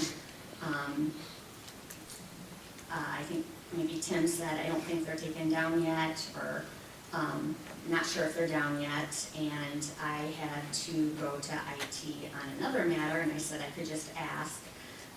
So while I was down there, so I went down and asked if they were taken down yet. Ben said no. He said the sheriff agreed with him that the matter should be brought to security committee for review. I said, the board had requested you to do something, and I asked if he informed them that he wasn't going to do that, and he said he did. He said he told Tracy that verbally. My conversation with Tracy was that Ben did not tell him he wasn't going to take the cameras down. Then on March 14th, Ray emailed Ben and said the cameras had not been removed yet, and an upcoming closed session was scheduled. The cameras could not be in the boardroom on that date. Ray suggested to Ben he should comply with the directive by the board, as Ray didn't want to see disciplinary action be taken against Ben. Ben responded that and said he spoke to the sheriff and Brent Hinders on this matter, and they said it should be discussed at security committee. Ben said he didn't want to be responsible when he was only informed via word of mouth and no documentation was provided requesting him to do the removal. I just pointed out there that it was in writing back in February when Ray had emailed him, so there was documentation. No, it wasn't. And then also in conversation with Brent Hinder, it sounds like Brent did not convey that to Ben. So then I wanted to give Ben an opportunity to give his side of the events that had transpired over the security cameras. So I met with Ben on March 18th to ask for questions for clarification. I asked him to help me understand why he didn't take the cameras down as he had been told to do so by his supervisors and the county attorney. He said he was worried something happening in that public place, and without having it in writing, it would be a he said, she said situation, so he wanted it in writing. He said they were now taken down just that morning with the sheriff. And then I just pointed out in that section, potentially section 611 in the handbook, investigations. Employees will be disciplined for lying to any member of management or providing information which is dishonest, misleading, inaccurate, or incomplete. I asked Ben if he conveyed to anybody that he wanted it in writing, or did he just simply not do it? He said, no, I didn't say that. I guess that was a breakdown in communication. I asked if he was mad about the request to take down the cameras. He said, no, but I may have sent an email about Rick and his corruption. I said, that's a pretty bold and disrespectful statement to make about a supervisor, your supervisor. He said it looked to him like blatant corruption, with Vinton today asking for video, and then all of a sudden Rick wanting the cameras taken down. I asked him if he cussed, yelled, or did anything like that with regards to asking for the cameras to be taken down. He said no again. I just, again, went back to the handbook and just said dishonesty with regards to that, because the profanity was overheard by multiple staff members when Ben was in Ray's office and exiting in that date in February. Then I said, again, the 611 handbook reference about misleading information, dishonesty, I just referenced there. Ben said, then the sheriff is the chief of security, the request should have come from him. I asked if the cameras going up went to the security committee. He said yes. He thought back in 17 or 18 it was discussed, and then went to the board for approval to put them up. He said payment of the cameras came from the security committee. Ben and I talked about a few other things not related to this particular incident. I then asked him if there was anything else he wanted to tell me or thought I should know about this incident. He said no. I told him it appears to be insubordination and refusing to do something that was asked of him, that my task was to circle back to the board and determine what course of action they wanted to proceed with. I asked him again if he used any profanity or disrespectful language at any time over this other than the email referring to it, and he said no again. I reminded them that it's an expectation that employees talk respectfully to and about our peers, whether we like them or not. He said he had heard others, specifically Rick, refer to staff in negative manner as well. I encouraged him to bring any of those concerns forward. If so, he said it wouldn't do any good, nothing can be done about it as elected officials. I said again, if you have concerns about anyone in the county, I would request that you bring them forward. And then March 19th, I had an email from Ray that he said he did speak to Brent, asking if Brent conveyed to Ben what Ben said. And Ray said Brent did indicate that he was contacted by Ben, and that he never spoke to the sheriff about the security camera issue. He did tell Ben he didn't know the circumstances surrounding the installation and how the committee figured into it. It sounds like he told him he didn't know enough to answer his question. And so then again, I just put the handbook reference with, not being honest or providing dishonest or misleading information in the course of an investigation. So that was the summary of events with information that was provided to me, and my meeting with Ben that I was asked to do to turn over to you for next steps with regards to what you would like to do. Can I give you a little background on this? The open meetings law in Iowa is pretty specific about how a closed session is to be handled, and it only allows for audio recording and extensive note-taking by the secretary of the board. It does not provide for video recording of a closed session. I didn't know there was a camera in here until the February 2nd complaint from Ben today brought it to my attention.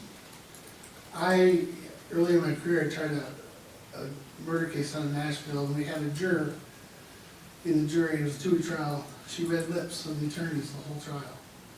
Because of that, she ended up causing a mistrial or a hung jury in that matter. So my concern is, one, it isn't allowed, and two, the potential, if somebody's really as good as this woman was, they could potentially, get access to what's happening in these closed sessions. And my feeling was we're already dealing with a number of complaints with the IPEB. This is not something that we need to be messing with. It needs to come out, and we need to be in compliance with the law. Audio recording and notes only. So I certainly didn't want it to get to this level. It was not my intention or desire. I think Ben's very talented. The reason I like working with him, but, you know, the facts are what they are, So why do they have cameras in the courtroom still? because they're not in closed session. I would like to note, actually, it Okay, doesn't let's, say let's, now only hold audio. it, please, hold it. If you're going to address, you would address us, but this is a personnel issue that does not involve the public, okay? We had comments made before. So He's this is a misquoting the law. personnel issue. He's He misquoting the quoted, law. he quoted the Does not law. provide for video recording of it. It doesn't say you can't. It doesn't provide for it, it's very specific about what you can do. It doesn't say you can't. Well, you're supposed to Okay, look in that okay, chapter. then, I have it right here. It doesn't say you can't. It does not provide for it in any way. all right. Maybe you should read it That's- aloud. I'll read it. 5A, a governmental body shall keep detailed minutes of all discussion, persons present, and action occurring at a closed session, and shall also audio record all of the closed session. Very specific about audio recording. But it does not say you cannot video record. You're making it sound like you cannot video record. The There's security nothing camera Okay. didn't have audio either. What's The that? security camera does not have audio. Doesn't make any difference. All right. This is a personnel issue that we're here. Ben chose to have it an open meeting. We should give Ben a chance to respond, okay? So, Ben, Well, I guess one thing I'm wondering why this investigation was done by Sue, not an independent investigation, when Sue and I have had arguments about other things in the past. well, she's our HR gal. She has handled other investigations. Would it be a conflict of interest? Pardon me? Wouldn't it be a conflict of interest? I don't know how that would be a conflict of interest. What would be the conflict? Because we've had past arguments about things. And Yeah. and you have an axe to grind with me? I don't Yeah. have an axe to grind with you. I was asked to do this. I was asked to do this. By And who? Okay, if you Yeah, cannot, by who? if you cannot keep quiet, I'll ask you to be removed. there are, in the course of employment, there are going to be employees and that disagree. I mean, that's the nature of working together. That doesn't have anything to do with how I conduct an investigation or do that part of my job. If you were uncomfortable with it, you could have spoken up and said, could we have some? I didn't know I was being investigated from the very start. You just said we had an important discussion you need to have with me. You never said that there was an investigation.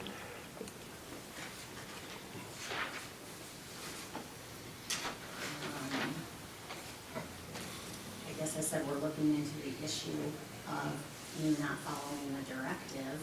I've been tasked with looking into this matter, I guess that's open to interpretation, but I thought I was pretty clear on what I was doing. And then another question, why would I be, for one, the reason why I did not take it down was a matter of personal responsibility. So if something were to happen in this room, so someone comes in, shoots up the room or whatever, and they go back and look at camera footage and they see the very last footage is me taking down the camera.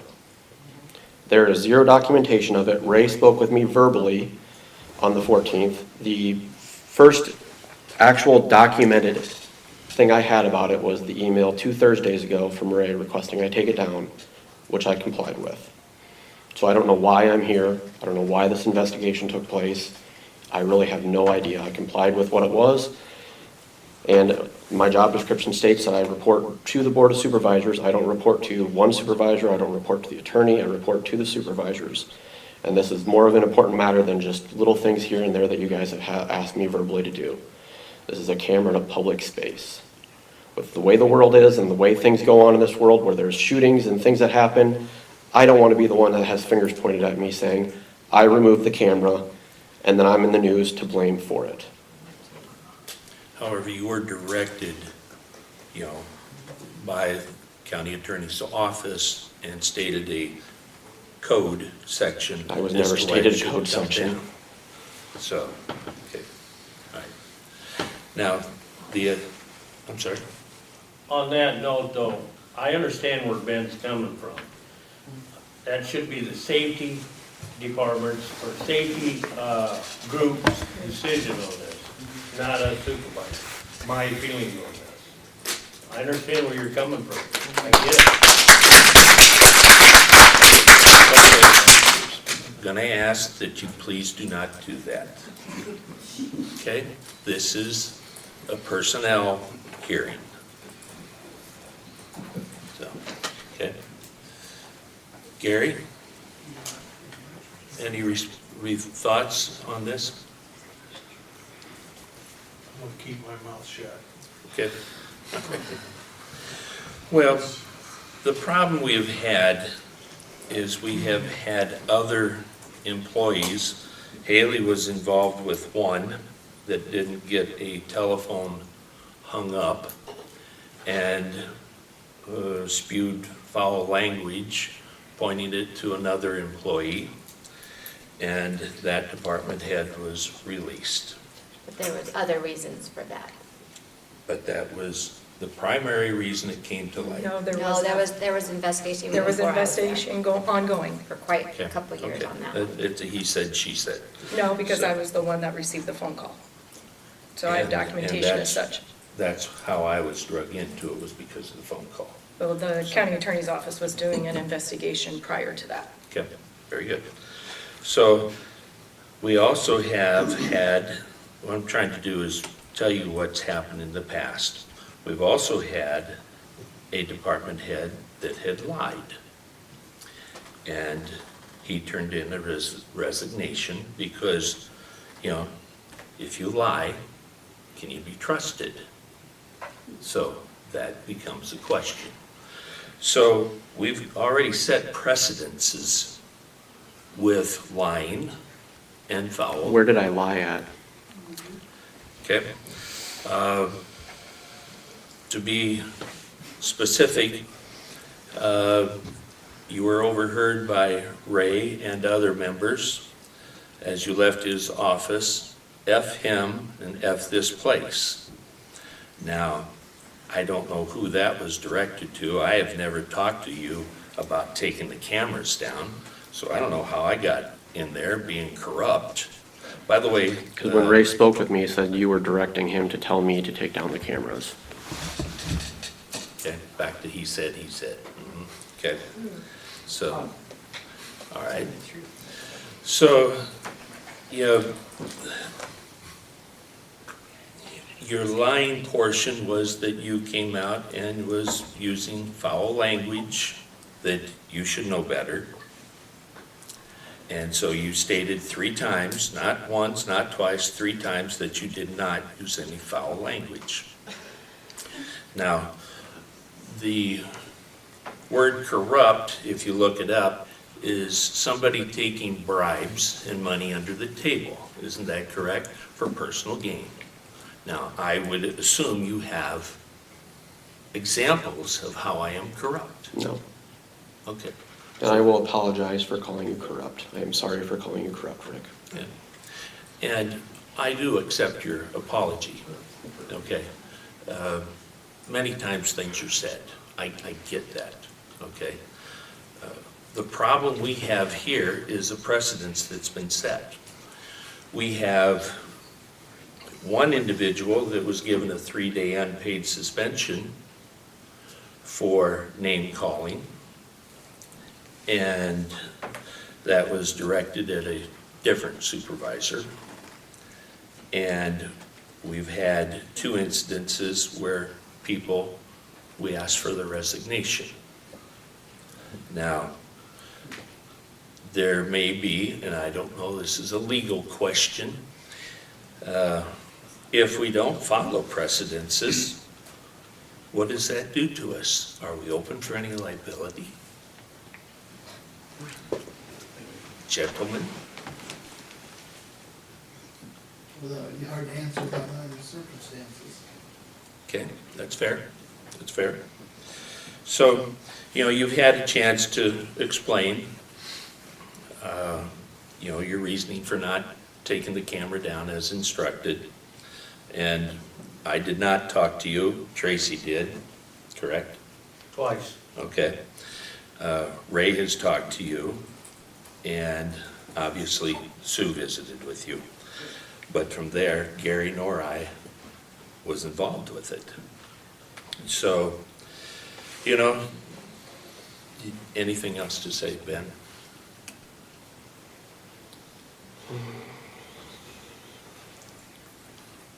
No, I'm good right now. Okay, very good. So gentlemen, you know, we have a decision to make. Now, you know, we have acted on things of this nature in the past. They're hard. Nobody said it's easy. You know. Can I make one final statement, I guess? Sorry. Please do. If you're thinking about, I'm not trying to manipulate or twist anything, I'm just going to state the facts. If you're thinking about, now that I have someone hired, and you're going to let me go, he is nothing against him, he is just not, he hasn't learned everything with the county. So if you're going to do that and let me go, or whatever your decision is, you are setting him up for failure. And you're setting us up for failure. You're for setting up elections, many too. departments, you're For setting the up the county. sheriff's office Please, getting taken I over said- for failure. This is between us, the board, and Ben. I'm just going to state the facts that you're setting up the entire county for failure. Yeah, well, over this one little didn't come up thing. because you got somebody hired, Ben.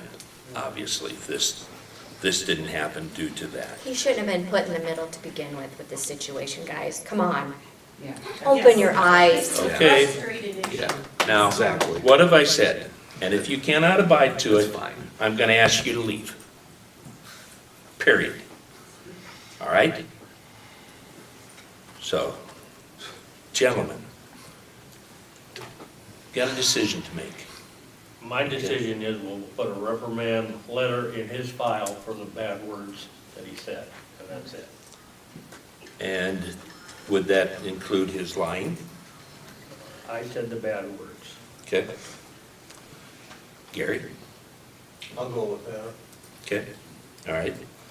So I don't know that we do this as a form of motion or any of that type of thing, but it's irrelevant what my thought would be, okay?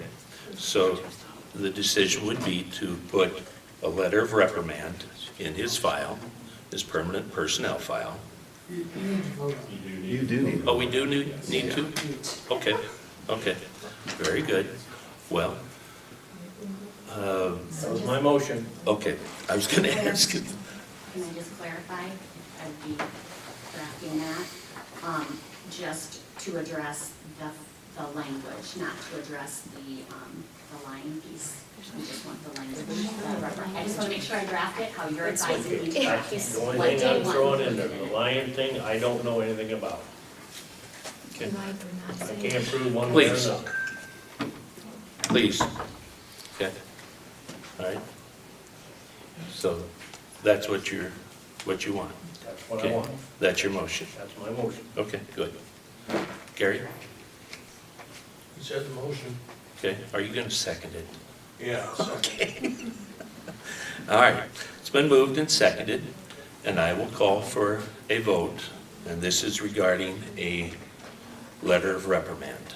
Okay, all right. Primer? Go ahead. I'm calling for a vote, okay? Seaman, aye. Okay. And Primer, nay. Your shake, aye. Okay, very good. All right, there you go. Okay. We do need to go on to our reports. With our- Time for public comment or no? We're not there yet. So, okay. All right. Yeah, got reports. Had towers last Thursday. 3 of the new towers are up and running. They're talking to each other right now. The towers themselves are by computer. Landfill meeting last Thursday night. They are starting to take dirt again from Lynn County. Really? Down there at the landfill, started Monday of this past week. And how much are they gonna get in? Lots. A lot. Okay. And then last night, we also had the EMA meeting at the sheriff's office, or the EMA center, excuse me. All right. Very good. Anything else? Nope, that's it. Gary, I've got meetings tomorrow, Thursday. Okay, very good. I had a meeting on last Friday, and this was Central Iowa Juvenile Detention. And I know that the auditor's office is on top of the aging account, but I can just give that to you. Well, we discussed that with them, they were double dipping a little bit, Yeah. overlapping, so. Luke is And so you doing a gotta- very good job of researching all those Good, invoices. very We're good. working hand in hand with him. Yeah, that's wonderful, because we're way over budget according to that. We're not the only county having issues with that either. Very true, and I had heard that as well. So, they have items to get corrected as far as the accounts payable. But year-to-date, we're at 46,920 for expenditures up there. We had budgeted 26. How full is their new facility? Oh, Gary, I don't know that answer. I'm sorry. I don't. Most of us zoomed in last Friday because of the weather.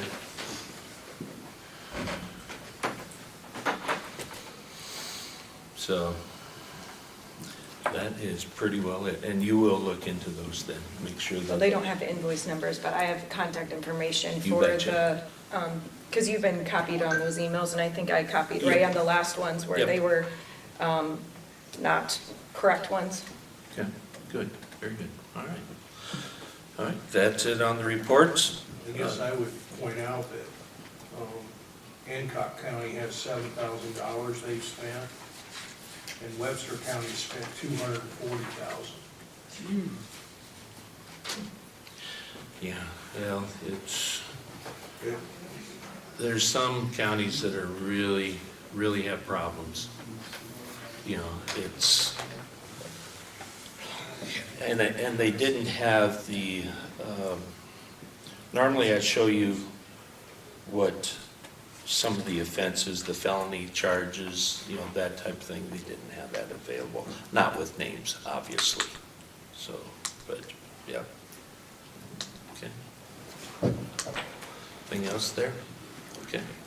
I'll open it up for comment, and please state. Did you want to give an update on safety committee or no? Oh, gosh, yes, I'm sorry. I forgot all about that. Yes, please. You can. You would be better at it. You ran it, the safety committee. Okay.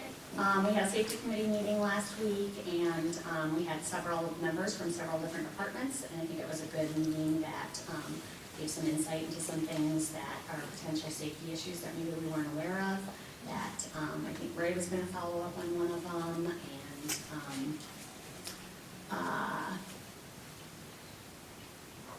what am I forgetting? I guess I wasn't prepared to do that, but I just thought people should know that we had that committee meeting. We don't have a second one scheduled yet, but we talked about maybe doing monthly initially and then quarterly after we establish. It was good dialogue. We talked about our rates in our injuries in 2022 and our injuries in 2023, the areas that they focus on. Ray also talked about when he convenes the grand jury, that they do kind of a walkthrough through the county, and that might be a good opportunity for a safety committee member to walk along and just kind of see any hazards they point out as well, in addition to how we have Heartland Risk come in and do those annual audits as well. And it's kind of a summary. Missing anything? I don't think so. Okay. You know, this is part of what Heartland does as well, is they come out and conduct safety meetings, you know, and that's typically at secondary roads, but I'm not so sure they shouldn't do it with, you know, the other two buildings here, or the sheriff's office as well. I know that you get work comp claims, you know, and so it should be more the emphasis than just secondary roads. So, you know, that makes sense to me. So, That's you. okay. And then Tracy, did you want to give an update on IRM? Or no? I thought Shelby reached out to you about that. couple emails, but nothing official yet. I will ask a question on the radio towers. Ray, how are you coming on a contract? I sent the deed for the property on the barns a couple days ago. Okay. And I looked at a contract 4 or 5 months ago on the other one, so. Okay. sent it back to The deed to Scott. be continued, you mean? I haven't seen a contract to do that. I just did the contract in Iowa and Benton. I did that from AD with that. You've not seen a purchase agreement? Oh, which one? The barns? Yeah, it's done. Yeah, The deed- He's talking the other. I got the deed. Yeah, He finished the deed, I think it was yesterday. Yeah. I got the email. It's- There are gonna be some transfer tax that the seller's gonna have to pay on that. Okay, have you closed on this? They just need to sign the deed and file it.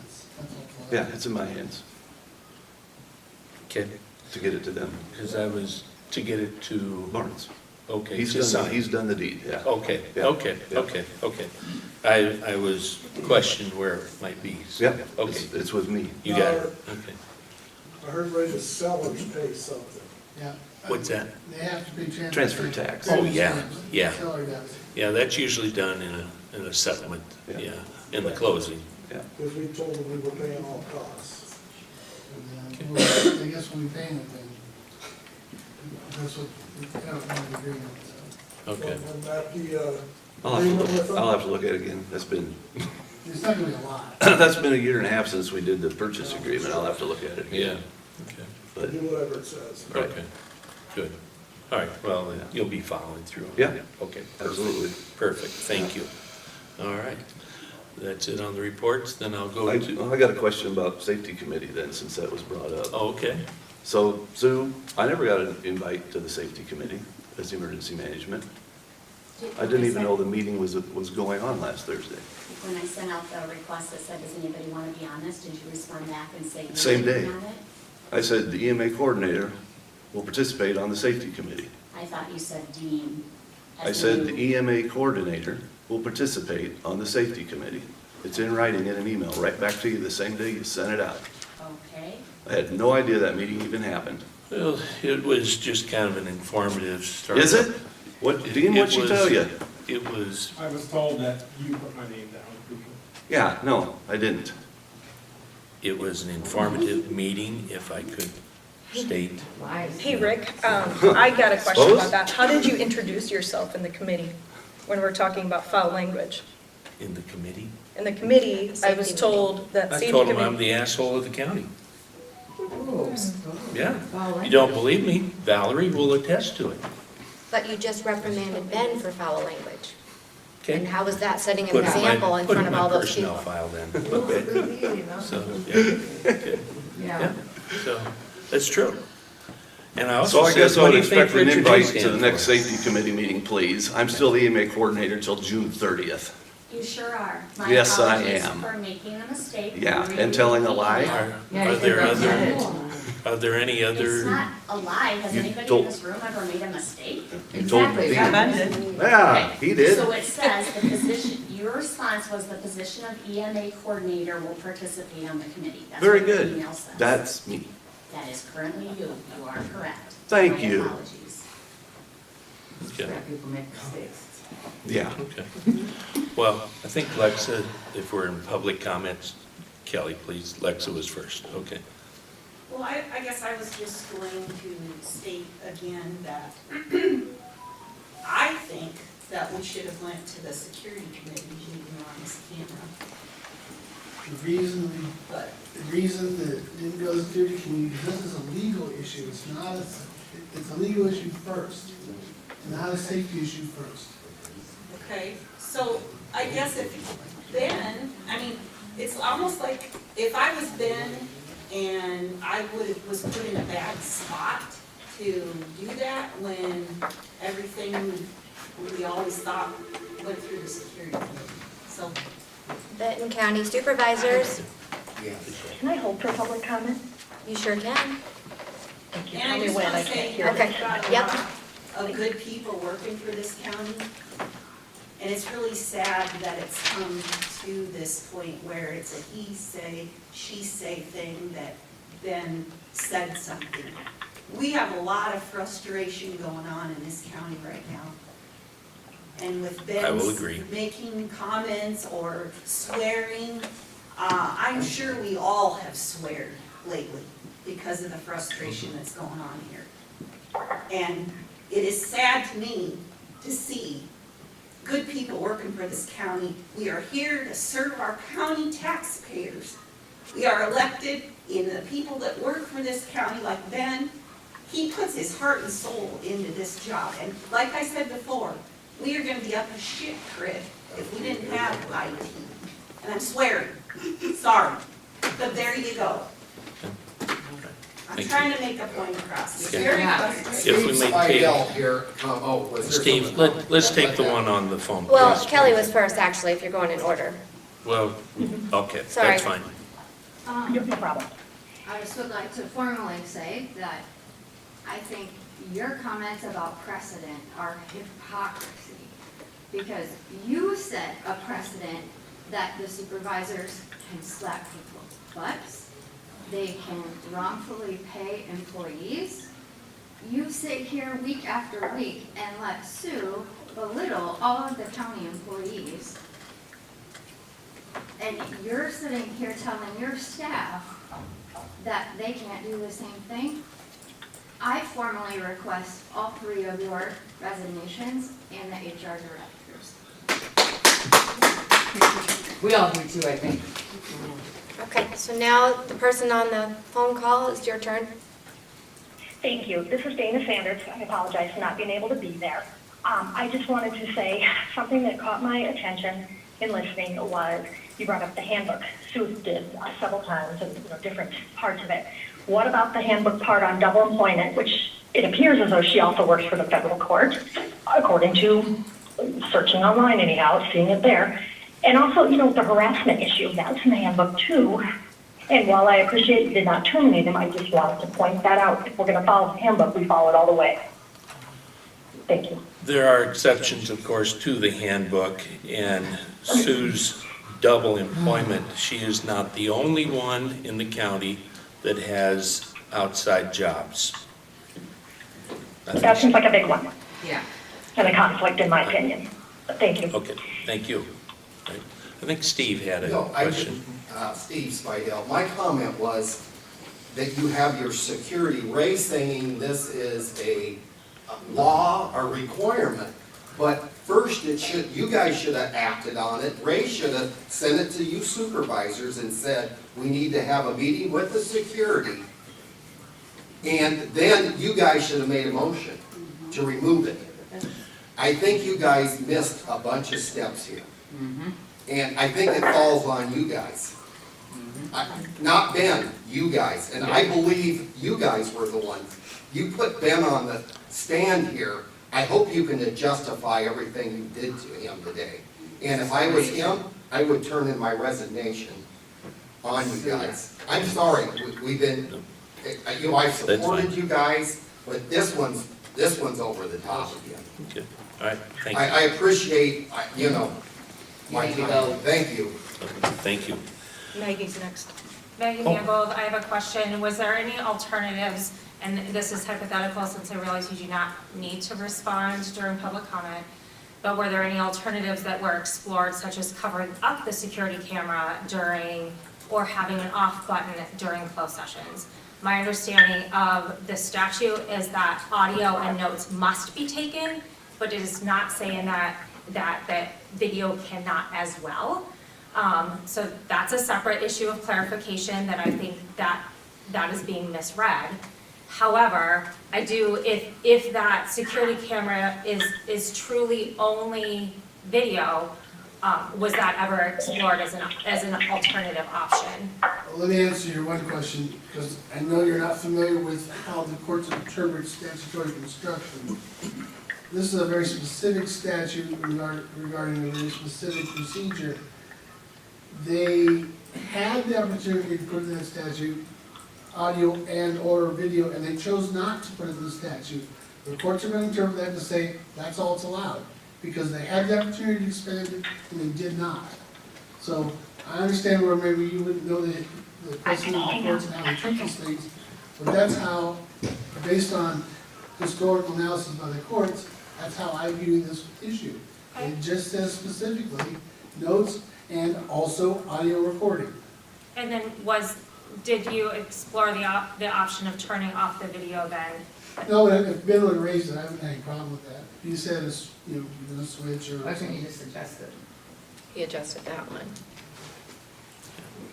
So, and the first time I heard about a switch was in a conversation with the sheriff, which he stated today that you have a switch in your conference room. Yeah. In my Yeah. interview room. Mhm. We have them around switches. We will be going back to the security committee. We will be addressing this camera in this room, to put in a switch so it can be shut off during a closed session meeting. Otherwise, this room is used for other purposes, and we need to have some video in here. We also have a entrance and exit door here that I would like to have covered.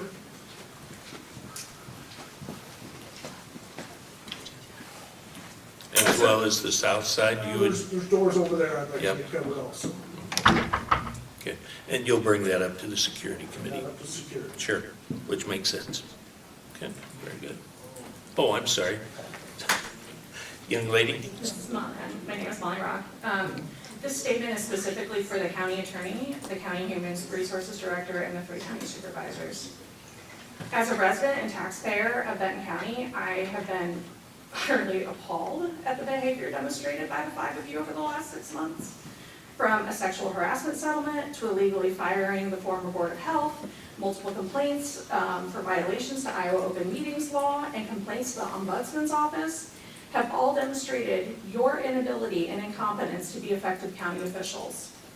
Furthermore, you have cost the taxpayers of Benton County almost $20,000 in legal fees and settlement payments of over $250,000 in the last 6 months, just because of your actions. That money could have been better spent on multiple things for your county residents. But here's the thing.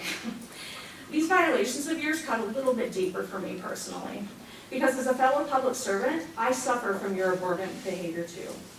And that comes from the loss of community and taxpayer trust that you have now inevitably caused. Every time you violate that trust that they have placed upon us, it ripples out to all other public servants in the cities and the county.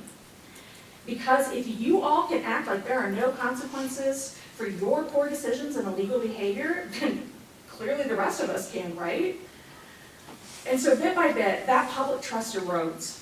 And when another department or city entity needs extra financial support through fundraising or a levy or any other means, it's your misdeeds that suddenly pop back into their mind and make them second guess their decision to support us.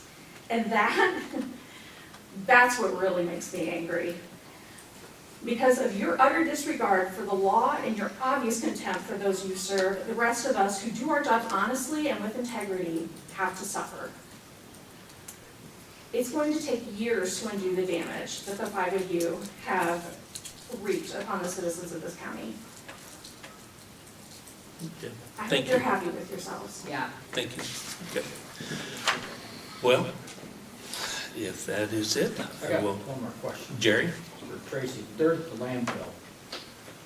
What's the deal with that? Is the county getting paid to take this? How much? County is not, the landfill is. It's county landfill, right? No. Oh, it's not? Okay. I presume it's the same rate as So before. are taxpayer dollars going to fund this landfill then? The taxpayers' dollars go in there to help pay for the use of it. Okay. So how much money are they getting, do you know? Or what, how much dirt are they bringing? Do you have any idea? I could not tell you. And where's it coming from? It's coming out of Cedar Rapids, they're building a flood wall down there. Oh, so it's just topsoil they're bringing out? That's what it is. Huh. So why did they decide to take it to the landfill? There's probably other uses for that, but I'm just asking, because maybe I could use some of it. They're getting paid for it. They're getting Well- paid to take it. Oh, they're getting paid. They're getting paid to take it. Tell them the truth. No, they're getting paid to take it. Okay, that means Lynn County wants to get rid of it. Correct. And so if somebody would take it for free, they would be happy.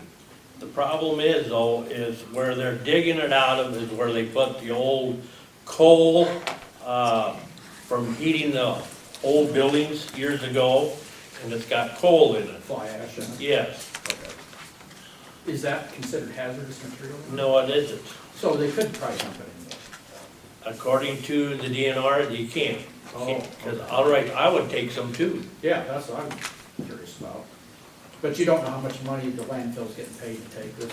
They're getting $25 a ton, and I do not know how many estimated tons they're gonna get. Okay. They use it for cover, don't they? Yes, they use it for cover. Okay. Rather than digging out the hillside, is that right? Correct. That answers my question. Thanks. Okay, thank you. Kathy? I have a question. Our counties seem to get along with each other, and things went by really good until you got the HR director. And what is her official job? And she thinks she's so busy that she's gonna have to hire help. And it seems like all she does is kind of cause trouble for the elected Okay, officials okay, and some of Kathy. the other workers. The HR issue came up the one before as well. We had issues there. So, and there was an investigation, et cetera, et cetera. So it's not new with Sue. This has been going on for a while, but that's another chapter, so, okay?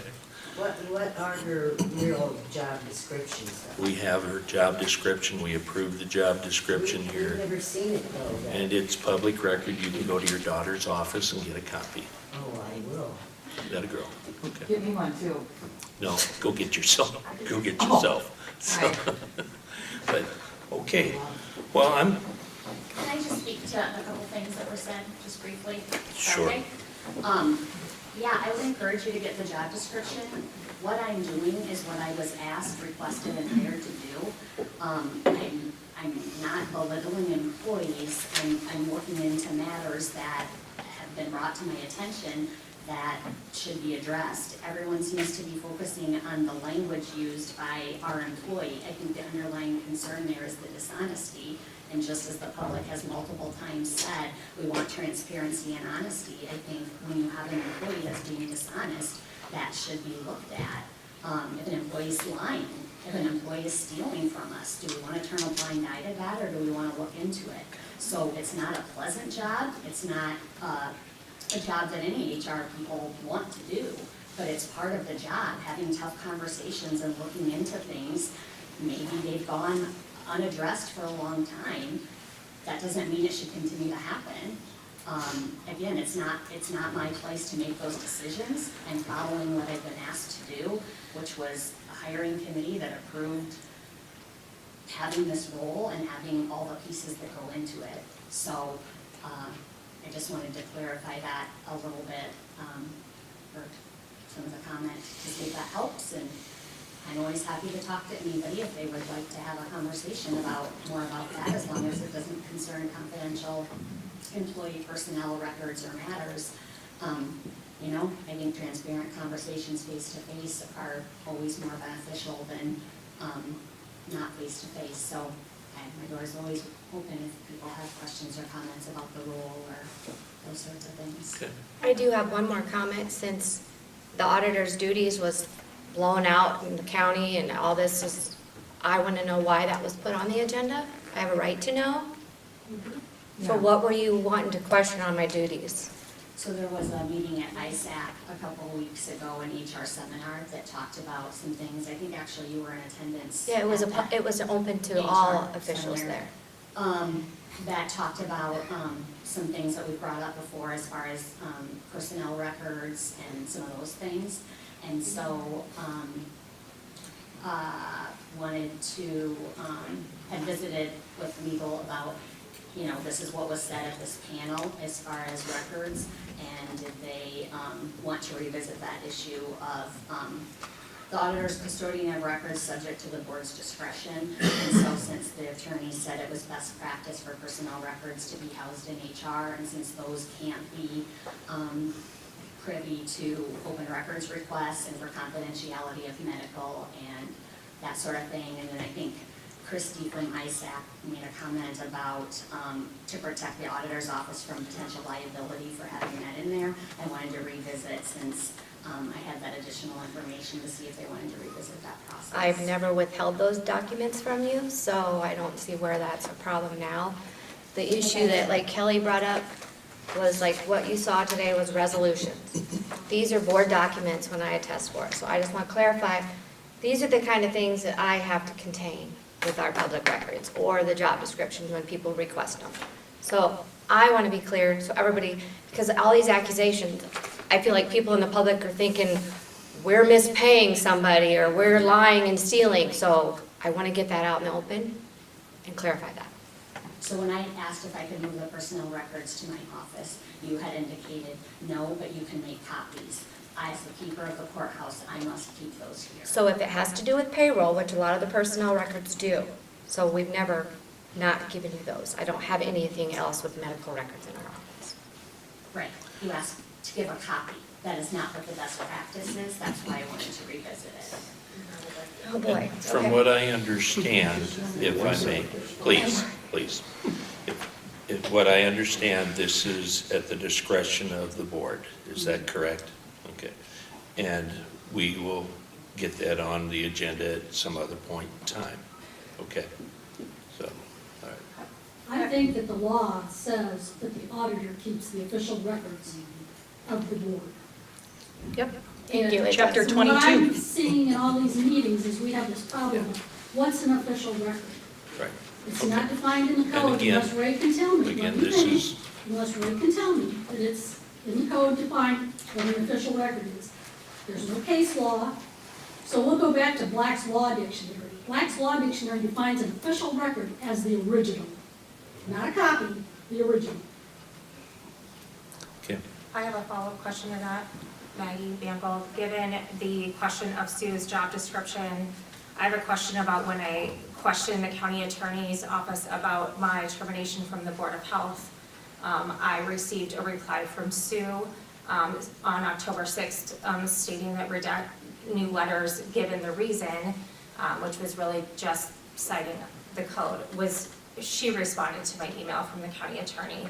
Is communicating legal matters or dealing with volunteers on committees part of her job description? I feel like that should have been from the auditor's office.